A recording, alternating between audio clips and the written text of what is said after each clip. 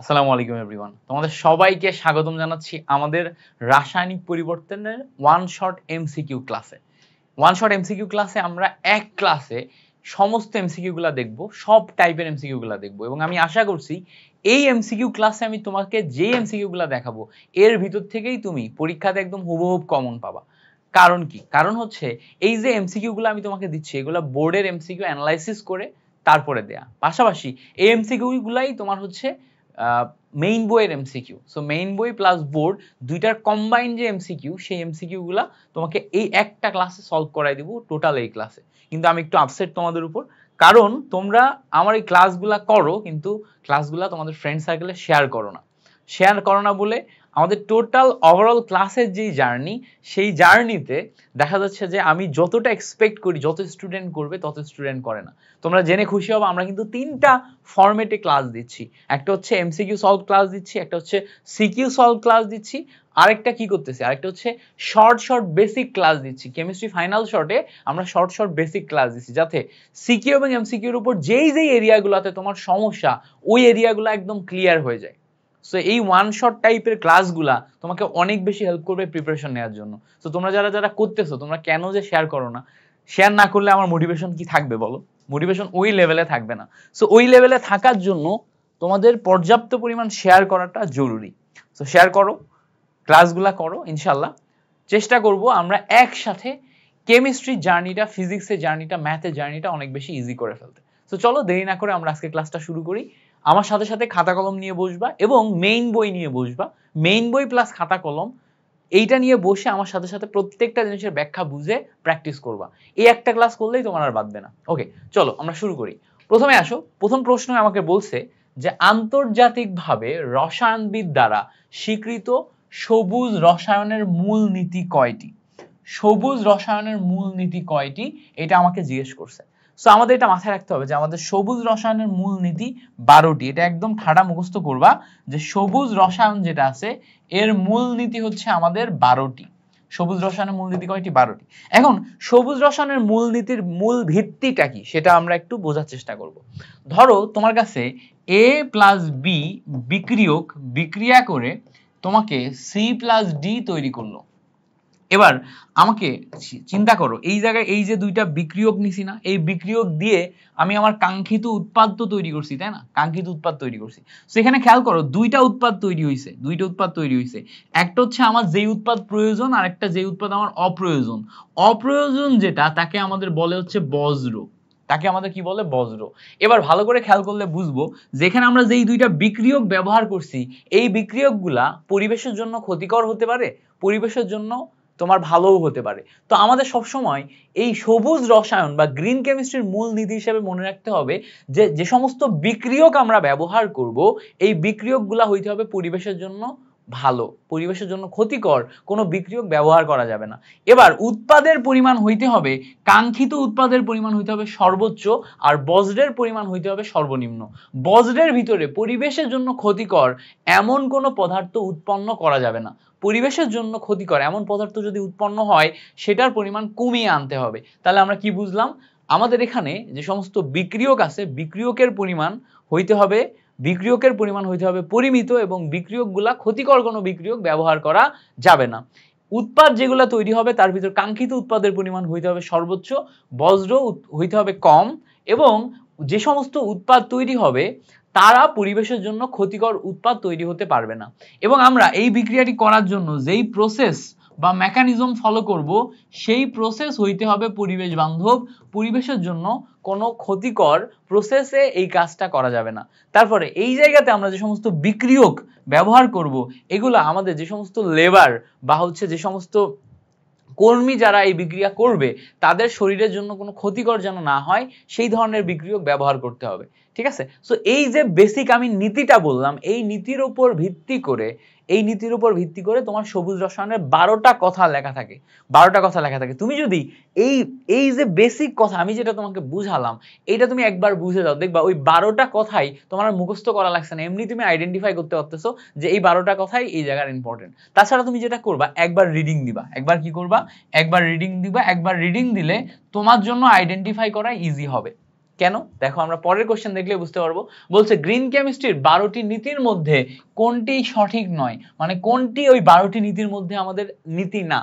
প্রথমে বলছে দেখো বজ্র পদার্থ রোধকরণ, আমরা একটু আগে দেখলাম না যে আমাদের কাঙ্ক্ষিত উৎপাদ ছাড়া অন্য যে এক্সট্রা উৎপাদ তৈরি হবে তাকে আমরা বজ্র পদার্থ বলবো, সেই বজ্র পদার্থ তৈরি করা যাবে না, সেটাকে কমাই আনতে হবে, তাহলে এটা সঠিক। সর্বোত্তম অ্যাটম ইকোনমি, সর্বোত্তম অ্যাটম ইকোনমি মানে হচ্ছে, অ্যাটম ইকোনমি মানে হচ্ছে আমার কাঙ্ক্ষিত উৎপাদের পরিমাণ বেশি হইতে হবে। কাঙ্ক্ষিত উৎপাদের পরিমাণ যত বেশি অ্যাটম ইকোনমি তত বেশি, কাঙ্ক্ষিত উৎপাদের পরিমাণ যত বেশি অ্যাটম ইকোনমি তত বেশি। তাহলে আমার এখানে সর্বোচ্চ অ্যাটম ইকোনমি বা সর্বোত্তম অ্যাটম ইকোনমি দ্বারা বোঝায় যে কাঙ্ক্ষিত উৎপাদের পরিমাণ বেশি হতে হবে। ওকে, এবার বলছে দেখো শ্রমিকদের স্বাস্থ্য সেবা, তো শ্রমিকদের স্বাস্থ্য সেবা রিলেটেড কিছু কি বলা আছে? বলা আছে এমন কোনো কেমিক্যাল বা প্রসেস ব্যবহার করা যাবে না যেটার কারণে শ্রমিকদের স্বাস্থ্যের ক্ষতি হয়, স্বাস্থ্য সেবা কিন্তু না। তাহলে বুঝতে পারছো, তাহলে এইটা হচ্ছে সেইটা যেটা আমাদের 12টি নীতির মধ্যে নাই। এবার বলছে দেখো দুর্ঘটনা প্রতিরোধ, দুর্ঘটনা প্রতিরোধ মানে কি, আমি প্রসেস যেই প্রসেসগুলো ব্যবহার করব ওই প্রসেসগুলো এমন হতে হবে যাতে কোনো দুর্ঘটনা না ঘটে। আমি যে প্রসেসগুলো ব্যবহার করব প্রসেসগুলো এমন হতে হবে যাতে কোনো দুর্ঘটনা না ঘটে। তাহলে এ, বি এবং ডি এই তিনটা কারেক্ট। শ্রমিকদের স্বাস্থ্যসেবা দিস ইজ ইনকারেক্ট, বুঝতে পারছি, দিস ইজ ইনকারেক্ট। সো আশা করি এই ব্যাপারটা ক্লিয়ার। এবার বলছে দেখো বিক্রিয়ার হারের একক নিচের কোনটি, তো এটা ভালো করে খেয়াল করো, এটা আমরা মেইন বোর্ড থেকে, আমি আমার যে টাইপিস্ট আছে টাইপিস্টকে দিছিলাম মেইন বইয়ের এমসিকিউ গুলা সব তুলতে, কারণ কি মেইন বইয়ের এমসিকিউ গুলাই সব বোর্ডে আসে। বিভিন্ন বোর্ডে তুমি যদি খেয়াল করে দেখো মেইন বইয়ের এমসিকিউ গুলাই বারবার ঘুরে ফিরে দিয়ে দেয়। সো মেইন বইয়ের এমসিকিউ গুলো তুলছিলাম ও শুধুমাত্র মেইন বইয়ের যে বোর্ডগুলো আছে ওই বোর্ডগুলাই তুলছে, বাট এই এমসিকিউ গুলাই বিভিন্ন বোর্ডে আপডেটেড, এই রিসেন্ট টাইমেও আসছে। সো এখানে সালগুলা তুমি দেখে মনে হচ্ছে আগের, বাট এই এমসিকিউ গুলাই লেটেস্ট, বুঝতে পারছো? এই এমসিকিউ গুলা করো, মেইন বইয়ের গুলা করো, এখান থেকেই তুমি হুবহু কমন পাবা। তো বলছে দেখো বিক্রিয়ার হারের একক নিচের কোনটি, বিক্রিয়ার হারের একক, তাহলে দেখো বিক্রিয়ার হারের একক আর ইকুয়ালস টু ঘনমাত্রা ডিভাইডেড বাই সময়, ঘনমাত্রা ডিভাইডেড বাই কি, সময়। তো এইটা হচ্ছে আমার বিক্রিয়ার হারের একক। তাহলে ঘনমাত্রার একক হচ্ছে আমাদের উপরে মোল পার লিটার আর নিচে যায় আমাদের সময়, সময়ের একক সেকেন্ড। তো আমরা এখান থেকে ভ্যালু পাই মোল পার লিটার পার সেকেন্ড।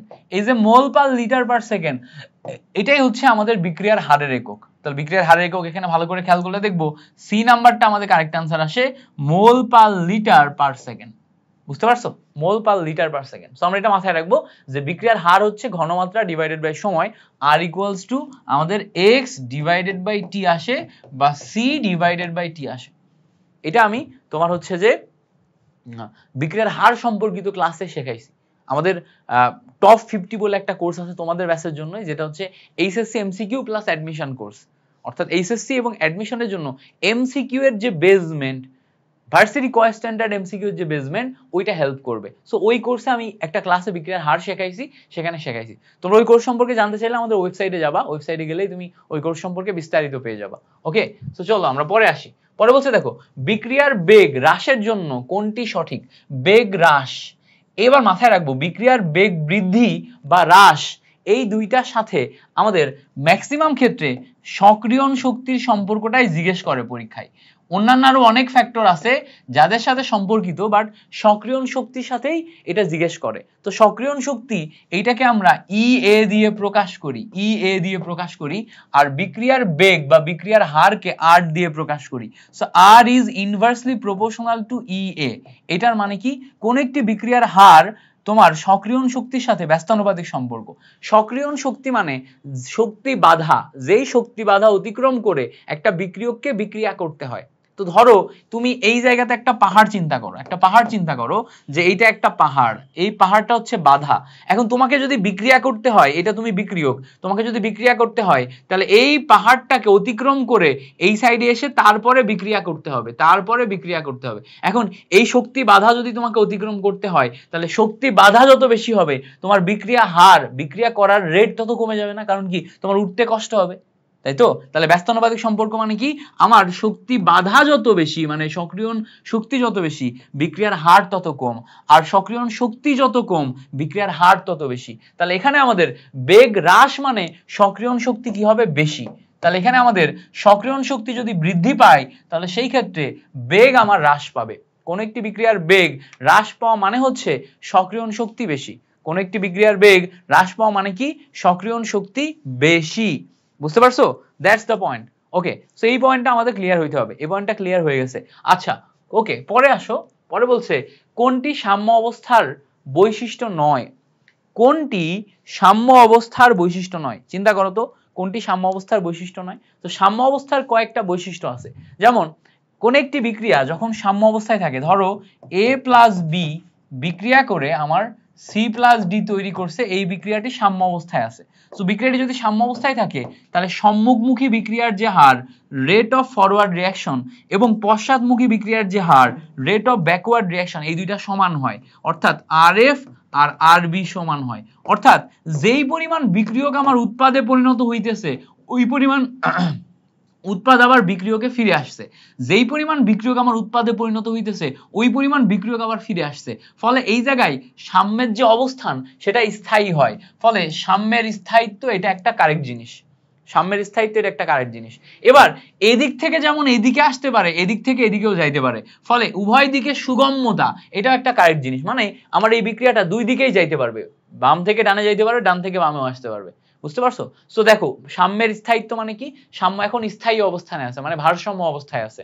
ঠিক আছে? এবং উভয় দিকে সুগম্যতা মানে এদিক দিয়ে ওদিকেও যাইতে পারবে, ওদিক দিয়ে এদিকেও আসতে পারবে। ওকে, এবার বলছে দেখো বিক্রিয়ার অসম্পূর্ণতা। কোন একটি বিক্রিয়া যদি সাম্য অবস্থায় যায়, অর্থাৎ সম্মুখমুখী বিক্রিয়ার হার এবং পশ্চাৎমুখী বিক্রিয়ার হার সমান হয়, তাহলে এই বিক্রিয়াটি অসম্পূর্ণ থেকে যাবে, মানে বিক্রিয়াটি কখনো শেষ হবে না। কেন? কারণ সমস্ত বিক্রিয়ক কখনো উৎপাদে পরিণত হবে না। সমস্ত বিক্রিয়ক কেন উৎপাদে পরিণত হবে না? যখন সমস্ত বিক্রিয়ক উৎপাদে পরিণত হবে, উৎপাদ থেকে আবার তো বিক্রিয়কে চলে আসবে, কারণ উভয় দিকে যাচ্ছে বিক্রিয়া। ফলে এদিক থেকে এদিকে যাবে, এদিক থেকে এদিকে যাবে, মানে পাল্লা সবসময় ব্যালেন্স করতে থাকবে। ফলে বিক্রিয়া কখনো শেষ হবে না। এই জন্য এটাকে বলা হচ্ছে অসম্পূর্ণতা। এই তিনটা যে বৈশিষ্ট্য, এটা আমার সাম্য অবস্থার বৈশিষ্ট্য, কিন্তু বিক্রিয়ার হার এটা আমার সাম্য অবস্থার বৈশিষ্ট্য না। হার মানে বলা হয় যে সম্মুখমুখী বিক্রিয়ার হার এবং পশ্চাৎমুখী বিক্রিয়ার হার সমান, কিন্তু কথা তো সেটা বলা নেই। যদি কথা সেটা বলা না থাকে তাহলে বিক্রিয়ার হার এই কথাটা নিয়ে আমাদের তেমন একটা মাথা ব্যথা নাই। এটা আমাদের সাম্য অবস্থার বৈশিষ্ট্যের ভিতরে পড়ে না। তার মানে এইটা হচ্ছে আমাদের এখানকার কারেক্ট আনসার। মানে 9 বৈশিষ্ট্য বলছে, এই জন্য এটা কারেক্ট। যদি হয় বৈশিষ্ট্য বলতো তাহলে বাকি 3টা কারেক্ট হইতো। হয় বৈশিষ্ট্য বললে বাকি 3টা, যেহেতু 9 মানে কোনটি না বোঝাচ্ছে তাহলে এটা কারেক্ট। ক্লিয়ার? আচ্ছা ওকে, পরে আসো। পরে বলছে দেখো নিচের কোনটি তাপহারী বিক্রিয়া? নিচের কোনটি তাপহারী বিক্রিয়া? তো আমি সবসময় মাথায় রাখবো সমস্ত দহন বিক্রিয়া তাপ উৎপাদী। দহন বিক্রিয়া তাপ উৎপাদী, এইটা আমরা মাথায় রাখবো। দহন বিক্রিয়া তাপ উৎপাদী। তো দহন বিক্রিয়া মানে কি? দহন বিক্রিয়া মানে হচ্ছে যে কোনো একটা কোনো কিছুকে অক্সিজেন দিয়ে পোড়ানোর যে বিক্রিয়া, এটাই হচ্ছে আমার দহন বিক্রিয়া। যে কোনো একটা কিছুকে অক্সিজেন দিয়ে পোড়ানোর বিক্রিয়া। তাহলে খেয়াল করো, কার্বনকে আমি অক্সিজেন দিয়ে পোড়াচ্ছি, কার্বন ডাইঅক্সাইড তৈরি হচ্ছে, এখানে আমার ডেলএইচ তৈরি হবে, মানে এটা দহন বিক্রিয়া। পানিকে, হাইড্রোজেনকে আমি অক্সিজেন দিয়ে পোড়াচ্ছি, পানি তৈরি হচ্ছে, এটাও আমার দহন বিক্রিয়া। দহন বিক্রিয়া, ডেলএইচ তৈরি হবে। খেয়াল করো, মিথেনকে আমি অক্সিজেন দিয়ে পোড়াচ্ছি, কার্বন ডাইঅক্সাইড তৈরি হচ্ছে, দহন বিক্রিয়া। সো এই সবগুলা দহন বিক্রিয়া। এই যে নাইট্রোজেন প্লাস অক্সিজেনের এই যে বিক্রিয়া, নাইট্রাস অক্সাইড তৈরি করার যে বিক্রিয়া, এইটা তাপহারী বিক্রিয়া। এটা মাথায় রাখবো। এই একটা মাত্র বিক্রিয়া যেটা আমাদের বারবার অপশনে থাকবে, এটা আমি তোমাকে বলে দিচ্ছি, এইচএসসি তে থাকবে, অ্যাডমিশনেও থাকবে। এইচএসসি প্লাস অ্যাডমিশন দুই জায়গাতেই আসে এই একটা বিক্রিয়া, যেটা আমাদের মনে রাখতে হবে, এমসিকিউ তে আসে। এইটা হচ্ছে আমার কি? তাপহারী বিক্রিয়া। সো নাইট্রোজেন প্লাস অক্সিজেন, এইটার যেই বিক্রিয়া, এখানে বাইরে থেকে তাপ দিলে তারপরে 2 নাইট্রাস অক্সাইড তৈরি হয়, এই জন্য এটাকে আমরা তাপহারী বিক্রিয়া বলি। তাহলে একটা মাত্র তাপহারী বিক্রিয়া আমি যদি মুখস্থ করি তাহলে আমার এখান থেকে কমন চলে আসবে। আর বাকিগুলো আমি তো বললামই, দহন বিক্রিয়া তাপ উৎপাদী বিক্রিয়া। তাহলে দহন বিক্রিয়া যদি তাপ উৎপাদী বিক্রিয়া হয়, আমরা পারবো কিনা? অবশ্যই পারবো, সিম্পল জিনিস। ওকে, পরের এমসিকিউ বলছে দেখো কোনটি ঋণাত্মক প্রভাবক? কোনটি ঋণাত্মক প্রভাবক? এখন প্রভাবকের ভিতরে ধনাত্মক ঋণাত্মক মানে কি? প্রভাবক যদি ধনাত্মক হয় তার মানে এটা বিক্রিয়ার গতি বাড়ায়। বিক্রিয়ার গতি কি? গতি বাড়ায়। সো যারা বিক্রিয়ার গতি বাড়ায় তারা হচ্ছে ধনাত্মক প্রভাবক। আর যারা হচ্ছে ঋণাত্মক প্রভাবক তারা হচ্ছে বিক্রিয়ার গতি কি হয়? বিক্রিয়ার গতি কমায়। সো যে সমস্ত প্রভাবক বিক্রিয়ার গতি কমিয়ে দেয় তারা তোমার হচ্ছে তারা হচ্ছে ঋণাত্মক প্রভাবক। আর যারা বিক্রিয়ার গতি বাড়িয়ে দেয় তারা হচ্ছে ধনাত্মক প্রভাবক। এখন কারা বিক্রিয়ার গতিবেগ বাড়ায়, কারা বিক্রিয়ার গতিবেগ কমায়, সেটা তো আমাদের মুখস্থ থাকতে হবে, তাই না? তো দেখো বিক্রিয়ার গতিবেগ বাড়ায় এরকম প্রভাবক কারা আছে? যেমন দেখো এই যে ম্যাঙ্গানিজ অক্সাইড আছে না, ম্যাঙ্গানিজ অক্সাইড, এই ম্যাঙ্গানিজ অক্সাইড আমাদের ধনাত্মক প্রভাবক হিসেবে কাজ করে। এটা হচ্ছে বিক্রিয়ার গতিবেগ বাড়ায়। আচ্ছা, বিক্রিয়ার গতিবেগ কমায় কারা? নাইট্রাস তোমার ফসফরিক অ্যাসিড H3PO4, এটা বিক্রিয়ার গতিবেগ কমায়। গ্লিসারিন, এইটা হচ্ছে বিক্রিয়ার গতিবেগ কি করে? কমায়। তাহলে গ্লিসারিন যদি বিক্রিয়ার গতিবেগ কমায়, তাহলে এই গ্লিসারিনটাকে আমরা বলতে পারি এটা হচ্ছে আমার ঋণাত্মক প্রভাবক। গ্লিসারিন কি? গ্লিসারিন হচ্ছে ঋণাত্মক প্রভাবক, এটা মুখস্থ করতে হবে। ওকে, পরে বলছে দেখো কোনটি প্রভাবক বিষ? প্রভাবক বিষ মানে কি? প্রভাবকের প্রভাবন ক্ষমতা কমায় দেয়। প্রভাবন ক্ষমতা, প্রভাবক, আমি একটা প্রভাবক নিছি, হ্যাঁ, সেই প্রভাবকের প্রভাবন ক্ষমতা আছে, প্রভাবন ক্ষমতা আছে। সেই প্রভাবন ক্ষমতা যদি আমার হ্রাস হয়ে যায় কখনো, বা কমে যায় বা হ্রাস হয়, তখন সেটাকে বলে প্রভাবকের প্রভাবন ক্ষমতা কমায় দেয়া। তো প্রভাবকের প্রভাবন ক্ষমতা কমায় দেয় বা হ্রাস হয়, এরা কারা? দেখো ধুলাবালি, ধুলাবালির কারণে প্রভাবকের প্রভাবন ক্ষমতা কমে যায়, ঠিক আছে, ধুলাবালি, ময়লা, ঠিক আছে। পাশাপাশি এই আর্সেনিক অক্সাইড As2O3, এইটা আমার প্রভাবকের প্রভাবন ক্ষমতা কমায় দেয়, প্রভাবকের প্রভাবন ক্ষমতা কমায় দেয়। সো যারা প্রভাবকের প্রভাবন ক্ষমতা কমায় তাদেরকে আমরা প্রভাবক বিষ হিসেবে বলতে পারি। তাদেরকে আমরা কি বলতে পারি? প্রভাবক বিষ বলতে পারি। মাথায় থাকবে, মাথায় রাখতে হবে সুন্দর মতো, প্রভাবকের প্রভাবন ক্ষমতা কারা কমায়। পরে বলছে দেখো KW মূলত কোনটি? KW ভালো করে খেয়াল করব, KW আমরা যদি একটু দেখার চেষ্টা করি যে তোমার KW কে আমরা কিভাবে লিখি? KW হচ্ছে আমার মূলত পানির বিয়োজন ধ্রুবক, পানির বিয়োজন ধ্রুবক। এই W দিয়ে K হচ্ছে বিয়োজন ধ্রুবক, আর W দিয়ে বোঝায় হচ্ছে ওয়াটার। W দিয়ে কি বোঝায়? ওয়াটার। সো ওয়াটার মানে হচ্ছে পানির বিয়োজন ধ্রুবক। এই জায়গাতে আমরা পানির বিয়োজন ধ্রুবক এটা মনে রাখবো। এখন এটা কই থেকে আসে? দেখো হাইড্রোজেন প্লাস আয়নের ঘনমাত্রা এবং হাইড্রোক্সিল মাইনাস আয়নের ঘনমাত্রা, এই দুইটাকে আমরা 10 টু দি পাওয়ার মাইনাস 14 বলতে পারি। এই যে 10 টু দি পাওয়ার মাইনাস 14, এইটা আসলে হচ্ছে KW এর ভ্যালু। তো এই যে দুইটার গুণফল, এইটা হচ্ছে KW এর value. KW equals to 10 to the power minus 14, বা তুমি এই লাইনটা লিখতে পারো। তাহলে এখানে আমরা সুন্দর মতো এই লাইনটা মনে রাখবো, কোথাও যদি আমাদের KW আসে, কথাটা আসে, KW কথাটার মানেই হচ্ছে পানির আয়নিক গুণফল। তাহলে কি মনে রাখবো? KW, আর W তে ওয়াটার, ওয়াটার আর K মানে হচ্ছে ধ্রুবক। তাহলে এখানে আমরা পানির আয়নিক গুণফলের যে ধ্রুবক, ঠিক আছে, সেইটা আমরা মাথায় রাখবো যে KW। মনে থাকবে? আশা করি মনে থাকবে।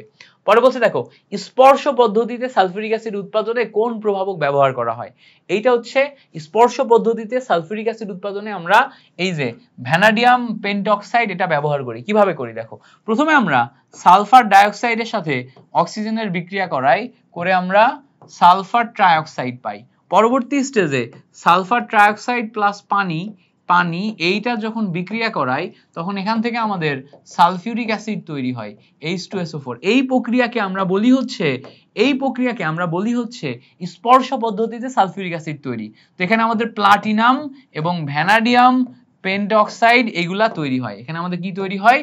Platinum vanadium পেন্টঅক্সাইড, platinum vanadium পেন্টঅক্সাইড। তাহলে দেখো স্পর্শ পদ্ধতিতে যখনই আমাদের সালফিউরিক অ্যাসিড তৈরি হবে তখন আমরা দাগাবো কি? Platinum vanadium পেন্টঅক্সাইড। এটা হচ্ছে আমাদের সেই কাঙ্ক্ষিত প্রভাবক। মনে থাকবে কাঙ্ক্ষিত প্রভাবকের নাম কি? Platinum vanadium পেন্টঅক্সাইড।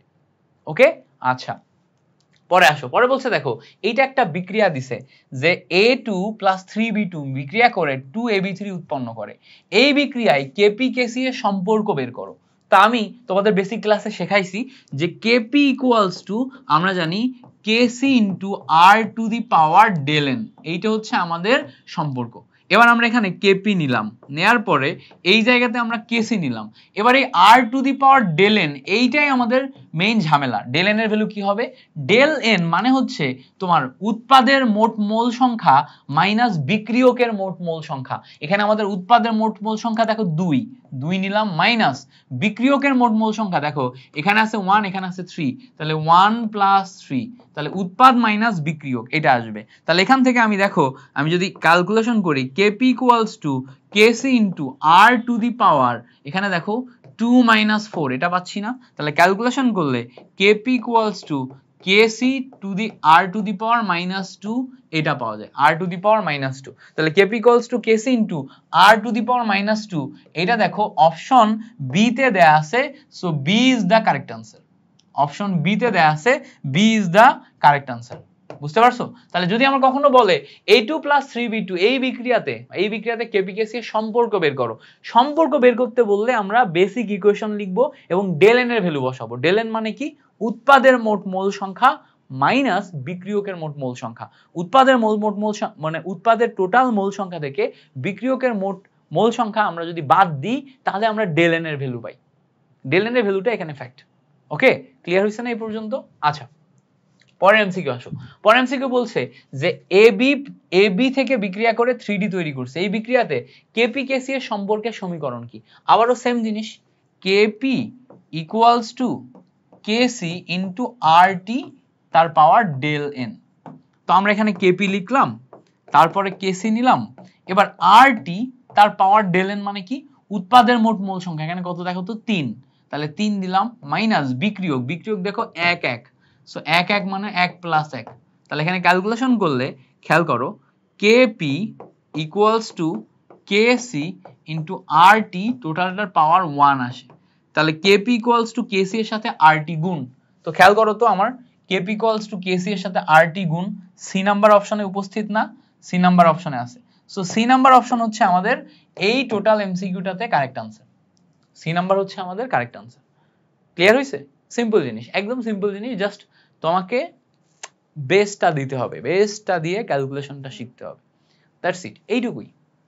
ওকে, পরে আসো। পরে এমসিকিউ বলছে দেখো আবারও এই যে নাইট্রোজেন প্লাস 3 হাইড্রোজেন বিক্রিয়া করে অ্যামোনিয়া তৈরি করছে, কেপি কেসি এর মাঝখানে সম্পর্ক তৈরি করো। এই যে এই টাইপের এমসিকিউ, এত গুরুত্বপূর্ণ এমসিকিউ, যেটা তোমার বোর্ড এক্সামেও আসবে, আবার এটাই তোমার অ্যাডমিশন টেস্টেও ভার্সিটি ক ইউনিটের যেখানে তোমার এমসিকিউ টাইপের কোশ্চেন আসে ওই জায়গাগুলোতে আসবে। সো এইটা ভালো করে শিখে রাখার কোনো বিকল্প নাই, কোনো বিকল্প নাই। তাহলে আমরা আবারও দেখবো এখানে আমাদের ডেল এন এর ভ্যালু কত আসতেছে। ডেল এন ইকুয়ালস টু দেখো উৎপাদের মোট মোল সংখ্যা 2 মাইনাস বিক্রিয়কের মোট মোল সংখ্যা 3 আর এখানে 1, তাহলে 3 প্লাস 1, ক্যালকুলেশন করলে ডেল এন এর ভ্যালু -2 আসে। তাহলে এখান থেকে আমরা KP equals to KC into R to the power del N এর জায়গায় আমরা -2 বসাতে পারি। তাহলে এই -2 বসায় দেখো তো KP equals to KC into R to the power -2 option আছে কিনা? উত্তর হচ্ছে আছে, দেখো এই যে এই অপশনটা। তাহলে এইটা হচ্ছে আমাদের correct answer. So C is the correct answer here, C is the correct answer here. Okay, আচ্ছা, পরের এমসিকিউ বলছে দেখো, পরের এমসিকিউ বলছে ক্যালসিয়াম কার্বনেটকে উত্তপ্ত করলে ক্যালসিয়াম অক্সাইড এবং কার্বন ডাই অক্সাইড পাওয়া যায়, এই বিক্রিয়ায় কেসি এর রাশিমালা কোনটি? এটা আমি একদম হুবহুব তোমাকে দেখাইছিলাম আগের ক্লাসে, বেসিক ক্লাসে কেপি কেসি এর যে ওয়ান শট দিছি সেখানে দেখাইছিলাম যে এই জায়গাতে যখন আমি কেসি এর রাশিমালা লিখবো তখন উপরে যাবে উৎপাদের রাশিমালা, নিচে যাবে বিক্রিয়কের রাশিমালা। উৎপাদের ভিতরে দেখো কার্বন ডাই অক্সাইড আছে গ্যাসীয়, এইটার ঘনমাত্রা আমরা নিব, বাকি যেই দুইটা আছে দুইটাই আমাদের সলিড হওয়ায় এইটার ঘনমাত্রা 1, এইটার ঘনমাত্রা 1 হয়ে যাবে, ফলে কেসি এর রাশিমালায় শুধুমাত্র কার্বন ডাই অক্সাইডের ঘনমাত্রা আসবে। সো কেসি ইকুয়ালস টু শুধুমাত্র কার্বন ডাই অক্সাইডের ঘনমাত্রা এইটা আসবে। সো এই জায়গাতে আমাদের সি নাম্বার আসবে হচ্ছে কারেক্ট আনসার। এখানে আসবে কি? সি নাম্বার আসবে হচ্ছে আমাদের কারেক্ট আনসার। বুঝতে পারছো? তো এই জায়গা থেকে আমরা শুধু কেসি এর রাশিমালা যেটা আছে এইটা নিতে পারবো কারেক্ট আনসার হিসেবে। ওকে, গ্রেট। পরেরটাই আসো। পরে বলছে দেখো COCl2 এটাকে বিক্রিয়া করে CO প্লাস Cl2 তৈরি করলে এই বিক্রিয়ায় Kp এর একক কি? তো বেসিক কথা হচ্ছে Kp Kc এর একক নাই। দেখো আমরা জানি যে Kp Kc Kw Ka Kb এগুলা একক বিহীন, বাট যখন সমীকরণ দেয়া থাকবে এগুলা সবাই একক বিহীন, এগুলা সবাই একক বিহীন, বাট যখন সমীকরণ দেয়া থাকবে তখন একক আছে। কেপি এর একক কি? কেপি এর একক হচ্ছে চাপের একক। চাপের একক মানে কি? অ্যাটমসফিয়ারিক একক। এর পাওয়ার ডেল এন। তাহলে ডেল এন মানে হচ্ছে উৎপাদের মোট মোল সংখ্যা। দেখো তো উৎপাদের মোট মোল সংখ্যা কত? এদিকে 1, এদিকে 1, 2। তাহলে আমরা একটু যদি দেখার চেষ্টা করি, অ্যাটমসফিয়ার তার পাওয়ার 2 মাইনাস এদিকে দেখো 1, মাইনাস কত আসবে? 1। তাহলে ক্যালকুলেশন করলে আমরা শুধু অ্যাটমসফিয়ারিক একক পাবো। তাহলে এইটা হবে আমার কারেক্ট আনসার। বাট দেখো এই প্রশ্নে শুধু অ্যাটমসফিয়ার এমন কোন অপশন কি আছে? এটাও না, এটাও না, এটাও না, একটা অপশনও নাই, তাই না? একটা অপশনও নাই। তাহলে অ্যাটমসফিয়ারিক একক এটাও না, এটাও না, এটাও না, তাহলে 3টায় যদি না হয় তাহলে আমাদের এইটা আসলে এই ইকুয়েশনের মিন করে দেয় নাই, এটা আসলে এককবিহীন, এটা মিন করে দিছে। এজন্য আমরা এটা কারেক্ট আনসার এটা দেখাবো। বাট আসলে ইকুয়েশন দেয়া থাকলে সিস্টেম অনুযায়ী বের করতে হয়, সিস্টেম অনুযায়ী বের করতে হয়। ইকুয়েশন যদি দেয়া থাকে তাহলে সিস্টেম অনুযায়ী বের করতে হয়, এটাই নিয়ম, সিস্টেম অনুযায়ী বের করাটা নিয়ম। বাট এখানে সিস্টেম অনুযায়ী বের করা তো হচ্ছে না, বের করে তো মিলছে না, অপশনে যেটা দেয়া আছে সেটা নিয়ে আমাদের আগাতে হবে। That's it. ওকে, তাহলে আমরা এই পর্যন্ত ক্লিয়ারলি বুঝতে পারছি।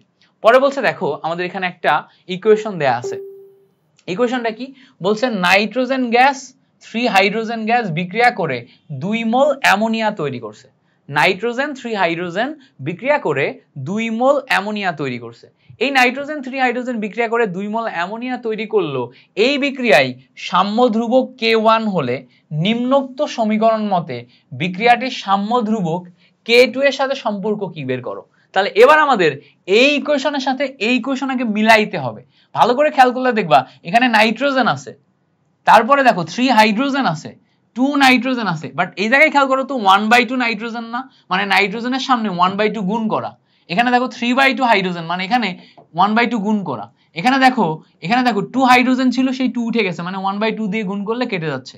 তা আমরা জানি যে কোনো একটি ইকুয়েশন যদি এ বি বিক্রিয়া করে সি তৈরি করে, তার জন্য যদি সাম্য ধ্রুবক কেপি হয় এবং এর সামনে যদি কোনো একটা সংখ্যা দিয়ে আমরা গুণ করি, যেমন N A, N B, N C এমন যদি হয়, তাহলে সেই সংখ্যাটা কেপি এর পাওয়ারে যায় না? সেই সংখ্যাটা কোথায় যায়? কেপি এর পাওয়ারে যায়। তা আমাদের প্রথম যে ইকুয়েশন তার জন্য সাম্য ধ্রুবক ছিল K1, পরে আমরা যে ইকুয়েশন সেই ইকুয়েশনে যেহেতু হাফ গুণ করছি তাহলে টোটালটার পাওয়ারে হাফ যাবে। যেহেতু আমরা হাফ গুণ করছি তাহলে টোটালটার পাওয়ারে কি যাবে? হাফ যাবে। এই হাফ গেলে আমরা পাবো হচ্ছে K2। তাহলে এখান থেকে আমরা K2 ইকুয়ালস টু পাচ্ছি K1 তার পাওয়ার হাফ। তাহলে K1 তার পাওয়ার হাফ মানে রুটের নিচে K1, K1 তার পাওয়ার হাফ মানে K2 ইকুয়ালস টু রুটের নিচে K1, K2 ইকুয়ালস টু কি? রুটের নিচে K1। সো এখান থেকে সি নাম্বার ইকুয়ালস টু রুটের নিচে K1 এটা পাচ্ছি। দ্যাটস ইট, এইটুকুই আমাদের আসতেছে যে K2 ইকুয়ালস টু রুটের নিচে K1, জাস্ট এইটুকু। ক্লিয়ার? বুঝতে পারছি? এই জিনিসটা কিন্তু আমি তোমাকে শেখাইছি আগে। সো যেহেতু এই জিনিসটা শেখাইছি, এই জিনিসটা তোমাকে খুব ভালো মতো পারতে হবে। ওকে, ভালো মতো পারতে হবে। আচ্ছা, ওকে।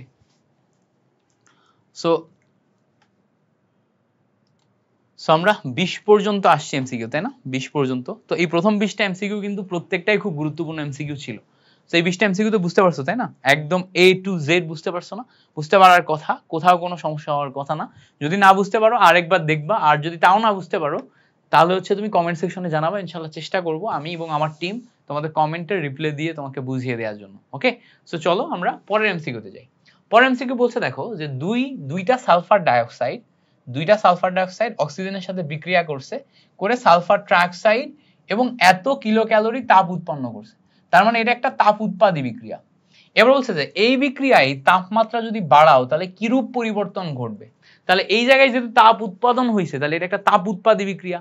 আমরা জানি তাপ উৎপাদী বিক্রিয়ায় ডেল এইচ এর যে মান এটা ঋণাত্মক। তো আমাদের যখন আমরা কোন একটা বিক্রিয়ার আগে, আমি এই শর্টকাটটা তোমাদের শেখাইছি কিনা জানি না, তোমাদের শেখাইনি, আমি হচ্ছে যে অ্যাডমিশনের যে টপ 50 25 ব্যাচের ক্লাস আছে ওদের লাস্ট হাতে লেয়া শেখাইছিলাম একটা ক্লাসে।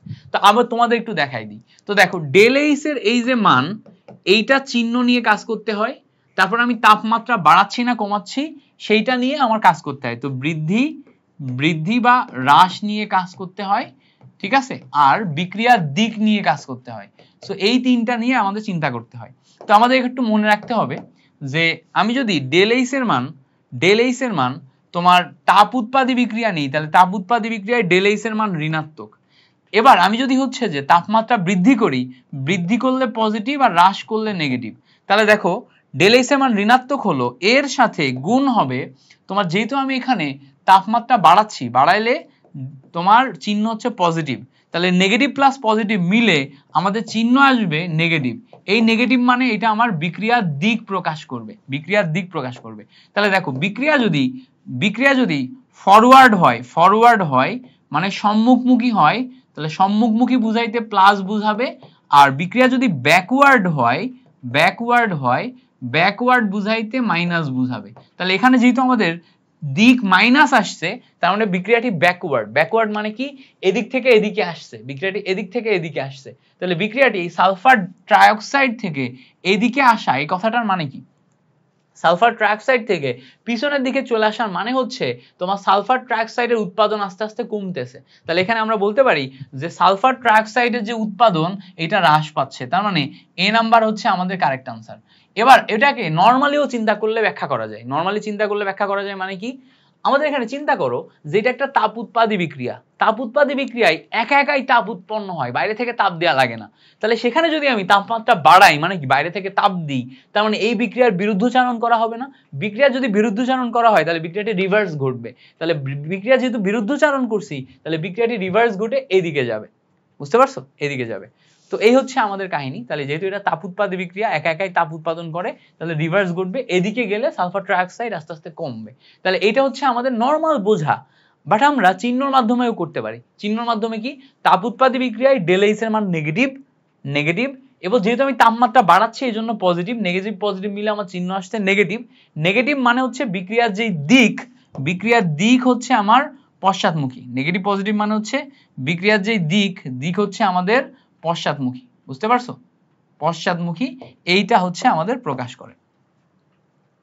তো এইটা আমরা মাথায় রাখলেই যে কোনো টাইপের মানে বিক্রিয়ার এই দিক সম্পর্কিত বা তাপমাত্রার প্রভাব সম্পর্কিত লাসাতেলিয়ার এটা আমরা করতে পারবো। সো এখানে লাসাতেলিয়ারের 3টা হ্যাক আছে। হ্যাঁ, এখন সলভ ক্লাসে তো 3টা হ্যাক দেখাইতে পারতেছি না, তোমরা আমাকে একটু জানাও যে তোমাদের লাসাতেলিয়ারের উপর কোনো ক্লাস লাগবে কিনা। তাহলে লাসাতেলিয়ারের উপর একটা ক্লাস দিয়ে তোমাদের একদম 16 কলা পূর্ণ করে দিব। সব টপিকে তো দিয়ে ফেলছি, খালি লাসাতেলিয়ারটাই বাকি। সো লাসাতেলিয়ারের হ্যাক আছে কিছু, তোমার ঘনমাত্রার জন্য হ্যাক আছে, তারপরে হচ্ছে তোমার মানে সহজে মনে রাখা যায়, তাপমাত্রার জন্য হ্যাক আছে, তারপর চাপের জন্য হ্যাক আছে। 3টা প্রভাবের জন্য আলাদা আলাদা টেকনিক আছে, যেটার মাধ্যমে তুমি আইডেন্টিফাই করতে পারবা বিক্রিয়া কোন দিকে যাবে, উৎপাদ বাড়বে না কমবে। সো এই হ্যাকগুলো একটু মাথায় রাখলেই ইজিলি পারা যায়। পরের কোশ্চেন চলো, বলছে যে আমাদের 4.25 মোল হাইড্রোজেন এবং 4.75 মোল আয়োডিন এই মিশ্রণকে উত্তপ্ত করে এত মোল হাইড্রোজেন আয়োডাইড যদি তৈরি করা হয়, তাহলে আমাদের এখানে কেসি এর মান কত? তাহলে এটা মেইনলি সাম্য অবস্থায়, যেহেতু আমরা তৈরি করতেছি মানে এটা সাম্য অবস্থায়। তো আমরা যদি বিক্রিয়াটা দেখি, হাইড্রোজেন প্লাস আয়োডিন বিক্রিয়া শেষে আমাদের তৈরি করছে 2 মোল হাইড্রোজেন আয়োডাইড। তো আমাদের ইনিশিয়ালি হাইড্রোজেনের মোল হচ্ছে 4.25, আয়োডিনের মোল হচ্ছে 4.75, এগুলো সাম্য অবস্থায় আছে এবং উৎপন্ন করছে 6.7 মোল। তাহলে এখান থেকে যখন আমি কেসি বের করব, কেসিতে অবশ্যই আমাদের উপরে যাবে উৎপাদের মোল বা ঘনমাত্রা। তো উৎপাদের ঘনমাত্রা এইগুলাকে আমাদের আয়তন ভি দিয়ে ভাগ করতে হবে, করলে আমি ঘনমাত্রা পাবো। তাহলে উপরে দেখো 6.7 ডিভাইডেড বাই ভি, এবার মোল সংখ্যার পাওয়ার কত যাবে বা ঘনমাত্রা পাওয়ার কত যাবে? 2 যাবে, কারণ এখানে সামনে যে মোল হয় সেটা পাওয়ারে যায়। এবার এখানে দেখো 4.75 যেটা আছে ডিভাইডেড বাই ভি ইন্টু 4.25 যেটা আছে ডিভাইডেড বাই ভি, একটা ভ্যালু পাচ্ছি। ক্যালকুলেশন করলে এখান থেকে আমাদের ক্লিয়ার হয়ে যাচ্ছে। সো ক্যালকুলেশন করলে আমি এখান থেকে ক্লিয়ার করতে পারবো। দেখো 6.7 তার স্কোয়ার, এটা ক্যালকুলেশন করলে উপরে আমাদের 44.89 আসে। নিচে দেখো 4.75 ইন্টু 4.25 এটা আসে, ক্যালকুলেশন করলে 20.1875 আসে।